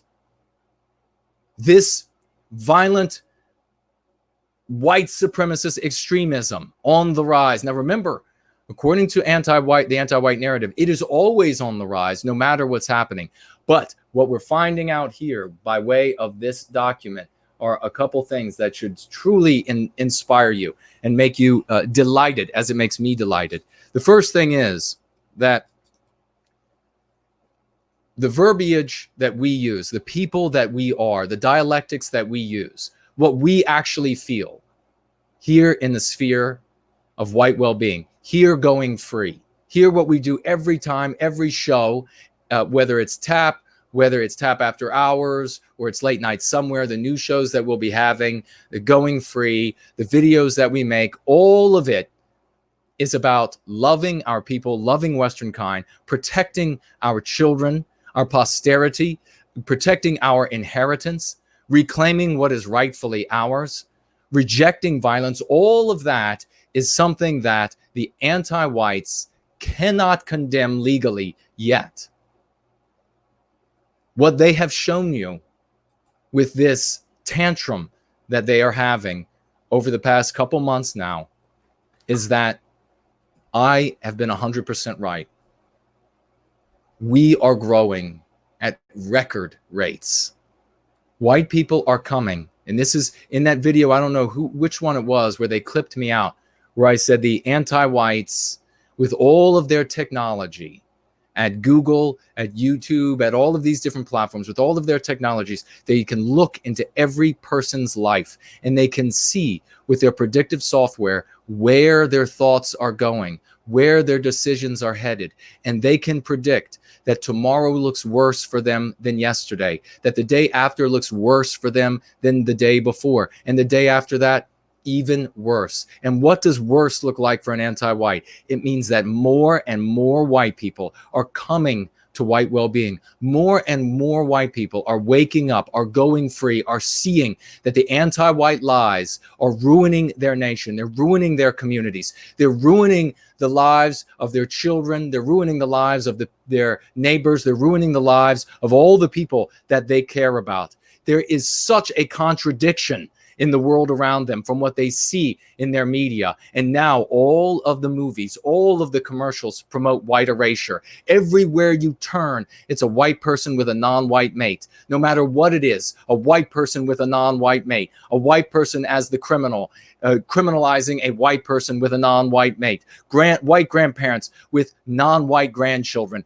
Everywhere you look, they now see that white people, the broad sweeping scores of millions across the middle class in all of these Western countries, are getting fed up, and they are heading where? They're heading our direction. They are beginning to take their loyalties back from these organizational entities, these institutions, these universities, these state and federal governments, the military, etc., these places where they used to place all of their trust. Because as white people, more than anything, we need order. We need leadership. We need something legitimate to follow, to feel righteous, to feel right, to feel objective in the things that we do and feel and act upon. And we are looking elsewhere. The anti-whites know it. And they know that each day that goes by, it gets a little worse for them. And now they scramble and they admit in their documents right here that we're looking on the screen at, they admit in their documents that they don't have the budgets, they don't have the means,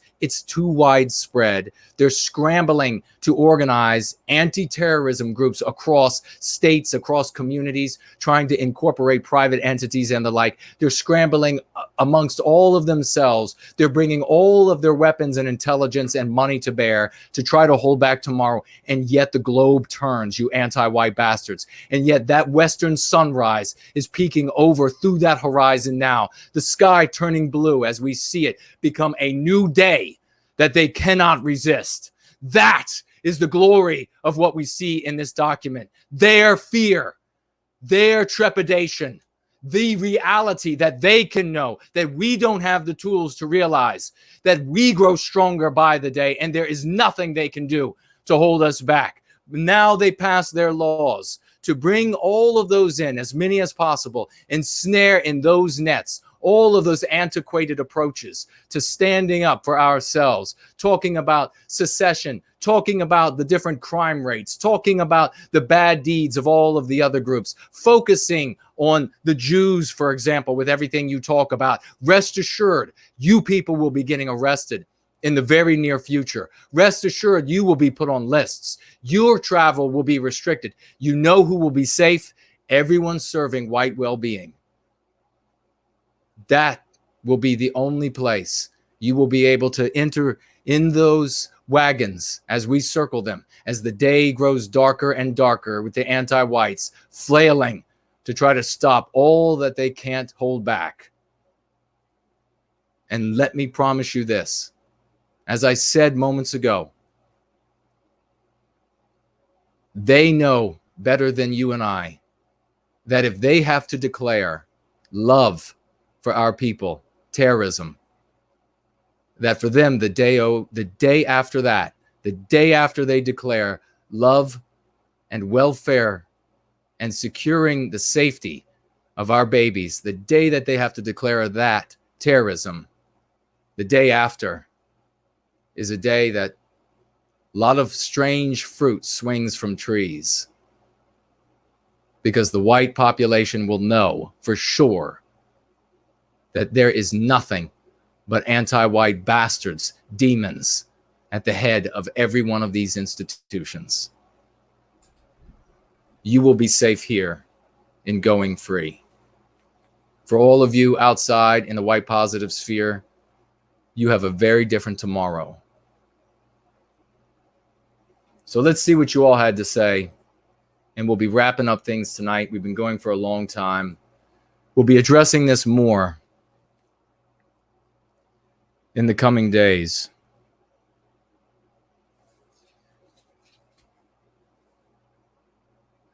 Brand Danger says the time for the anti-whites celebrating themselves is coming to an end. It really is. You're seeing it right now with these feckless efforts by these anti-white bastards, criminalizing and wedding your speech. Criminalizing. You want to talk about the this this idea of replacement, which may or may not be happening. Now, channels are being deleted for that. You want to talk simply about that the numbers of the white population are shrinking at an unprecedented rate because of suicide, because we have been subjected to conditions that are conducive to white erasure in all of our countries. You want to talk about that, and on social media platforms, you are being censored for that.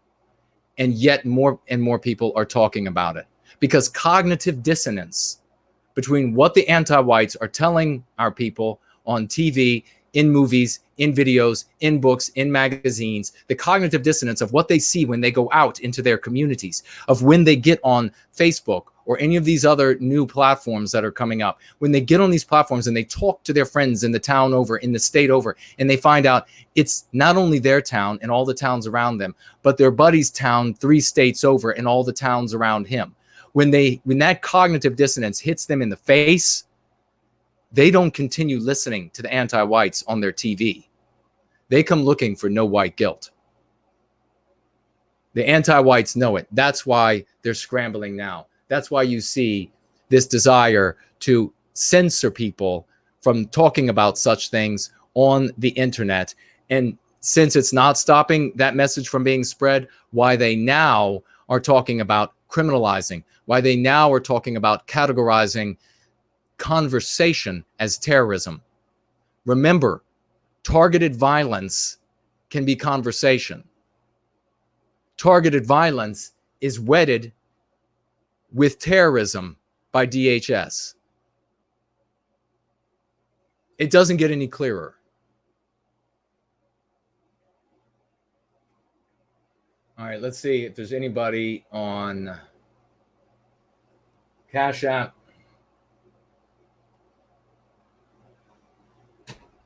Okay, we're good there. Let's make sure. I'm going to check over on Entropy. The familiar alternative looks good. We got everybody covered there. And we got everybody covered on Ko-fi. Let's see over here on Entropy what we have, and then we'll round out tonight. Ladies and gentlemen, if you have any last-minute questions or topics or whatever, I'll scroll back through as well and see if anybody had anything to say that I should speak to before I jump off.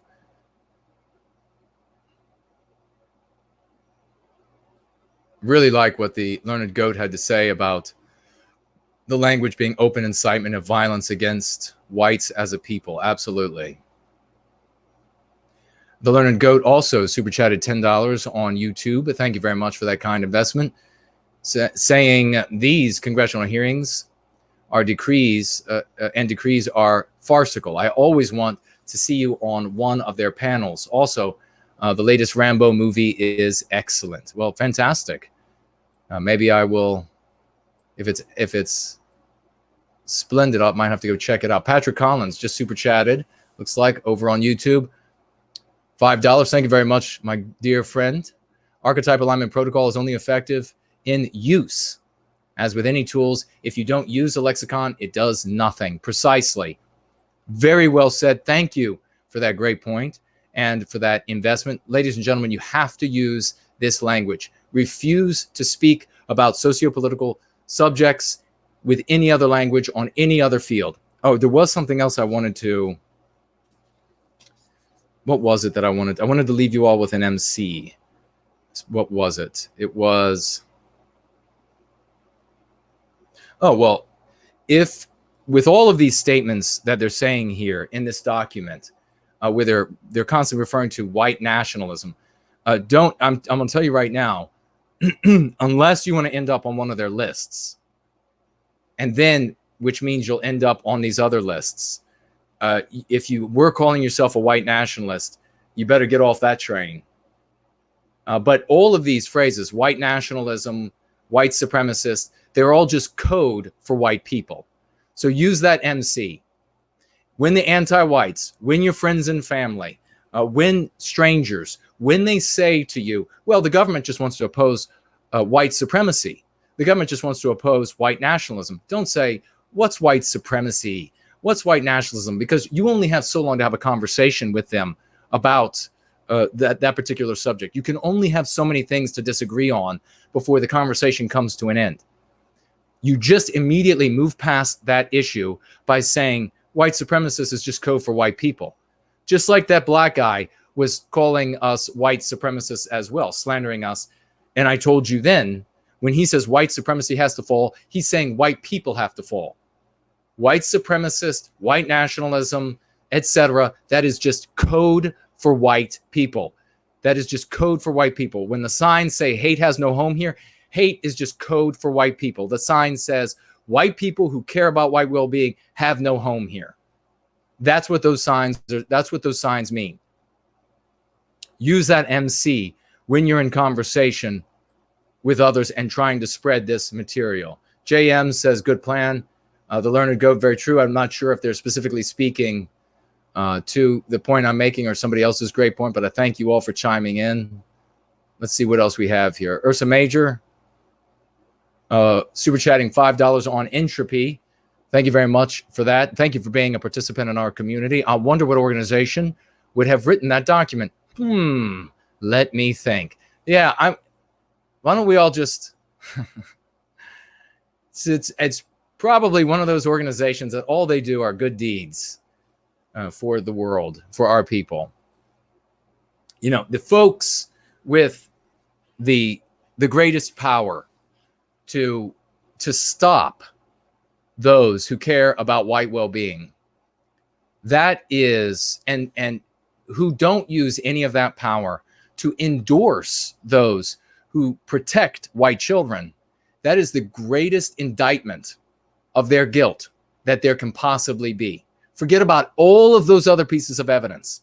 If they have the power to crush and ruin and assassinate characters, people's lives, assassinate reputations, etc., and they never use any of that power to bolster someone who is doing something that is honest and good for white well-being, that is the only indictment you need to know that they are guilty of being anti-white. Russell, super chatting $10 over on Entropy. Thank you very much. Nation means a people. Nationalist is one who loves and advocates for his people. Zionism is okay, but anti-whites deny our well-being advocacy. Indeed. Our people are the United States. Exactly. We are the United States. White people in general, when they talk about a nation of immigrants, you cannot be an immigrant because there is no United States. There is no Western civilization if you're white. You can't be an immigrant to something that is inside of you. That is the answer to this nation of immigrant nonsense. Looks like Brady, did I read this one? Oh, yes, I did. Okay. All right, I think that's all of the super chats thus far. Let me see, were there any other questions? I don't think so, not on Entropy at least. I'll take a quick look here. There's Train Kelby, great to see you. White Rider is here, great to see you as well. Rick, fantastic. White Punch. White Rider writes, get a white man to see the truth and you will radicalize him because the forces allied against us are as radical as reality will allow. Well, exactly. The anti-whites will victim us as severely as law and the, what's the proper way to say, and I guess that as they will victimize us as vehemently, as deeply as the law and society will allow, societal, I guess, morality will allow. The thing that is most pertinent for us who advocate for white well-being is the changing demographic of Western civilization, because as Western civilization changes with the erasure of the borders, irrespective of some little wall fence that Trump may have put up so that he could get reelected, as the non-whites or border crossers continue to pour in to the United States, elsewhere, Canada and elsewhere, are welcomed in, are brought in. As that continues to happen, we end up with a society that will be okay with some severely immoral, unethical positions being taken, severe victimization being implemented against us. So they can only victimize us in as much as law can be dilated and society will allow. This is the moral tapestry of society. And that moral tapestry is radically changing. Look now to these countries where these wonderful people are coming from, and you will see that there is tolerance for punishments, etc., by the government that would make you puke if you could actually witness the things that are taking place. So that is another reason why this is of immense importance to white well-being. Train Kelby writing, beautiful, beautiful mindset to express before you go. I think that was genius. You are a wonderful person. I can't say enough about you. You always have polite words. And I'll have you all know that, and I said this in the video where it's on my channel. You can find I change the brakes on my car in the video, and we posted ideas for things you can do for white well-being right now, so that you never have to say, I want to help out, but what could I do? There's a video with, I don't know, we have like 200 different ideas of things you can do for white well-being right now. You can get started right now. And I say in that video that if the only thing you're able to do is share a good word for those who are on the front line, a pat on the back, just a attaboy, if that's all you have to give, given your circumstances, whatever they are, that is an immense thing to know as a content producer, as somebody who cares for white well-being, as an advocate for white well-being on the front lines, to know that there are people who appreciate what you're doing for us, because it is everywhere else we go in society. We see our people villainy signaling, because they believe that will benefit them to do so, villainy signaling the exact opposite, that people like myself are evil for wanting to protect white children. So it is always, you're always doing a great deed with a kind word. We just had Canadian longboarder super chatting over on Entropy, $25. Thank you very much. Another great member, participant of the community, and a great avatar. Is the guy on a surfboard out in the water? $25. I'm always grateful for your hopeful words of inspiration, Jason. Thank you. Well, thank you for those words. Same as I was just saying for Train Kelby. Raymond, Ryan, Rick. I don't know how we ended up with all those threes. The Mouse, something Pride, JM. It's been such a great evening to spend this Sunday evening with you all, Monday morning for some of you. You all are my brothers and sisters all around the world. You could not mean more to me. This effort by the anti-whites. I want you all to know this as we sign off today. Going Free, again, another great Sunday Going Free stream. I think the first thing I'll say is I want to say thank you to the moderators who were here with us today. It is always a difficult job. It's a thankless job. And so you all have I'm deeply in debt. These folks, Phoenix Fire and Seaver Hamlin are not paid for what they're doing. So a big debt of gratitude. We know that troublemakers show up all the time. So thank you all for the work that you are doing.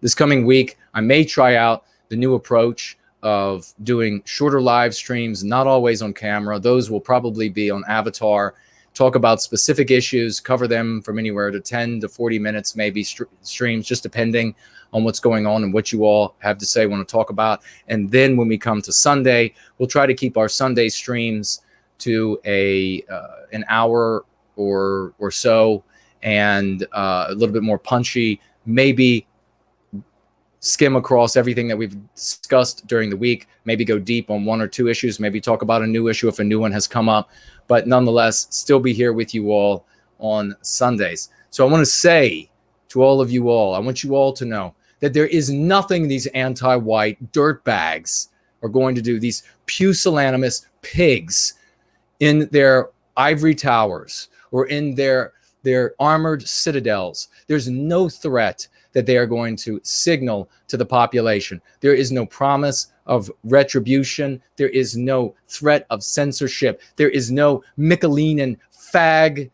and by fag I mean cigarette, ladies and gentlemen. By fag I mean cigarette. There is none of these dirtbags that are going to threaten me and intimidate me out of standing up for white well-being, intimidate me out of advocating for our people, our future, the recapture of our tomorrow. There is nothing on God's green earth or in all of hell where these bastards come from that they could bring to light that will prevent me from getting in between them and our white little boys and girls.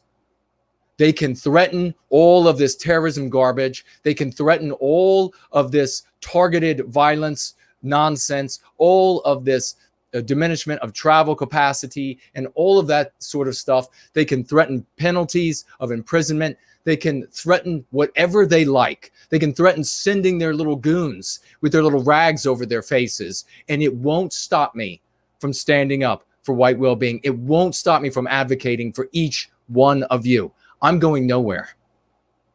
They are going to have to put me in my grave, or God willing, I'm able to fight all the way in to a long life, and I'm surrounded by people who love me at the very end.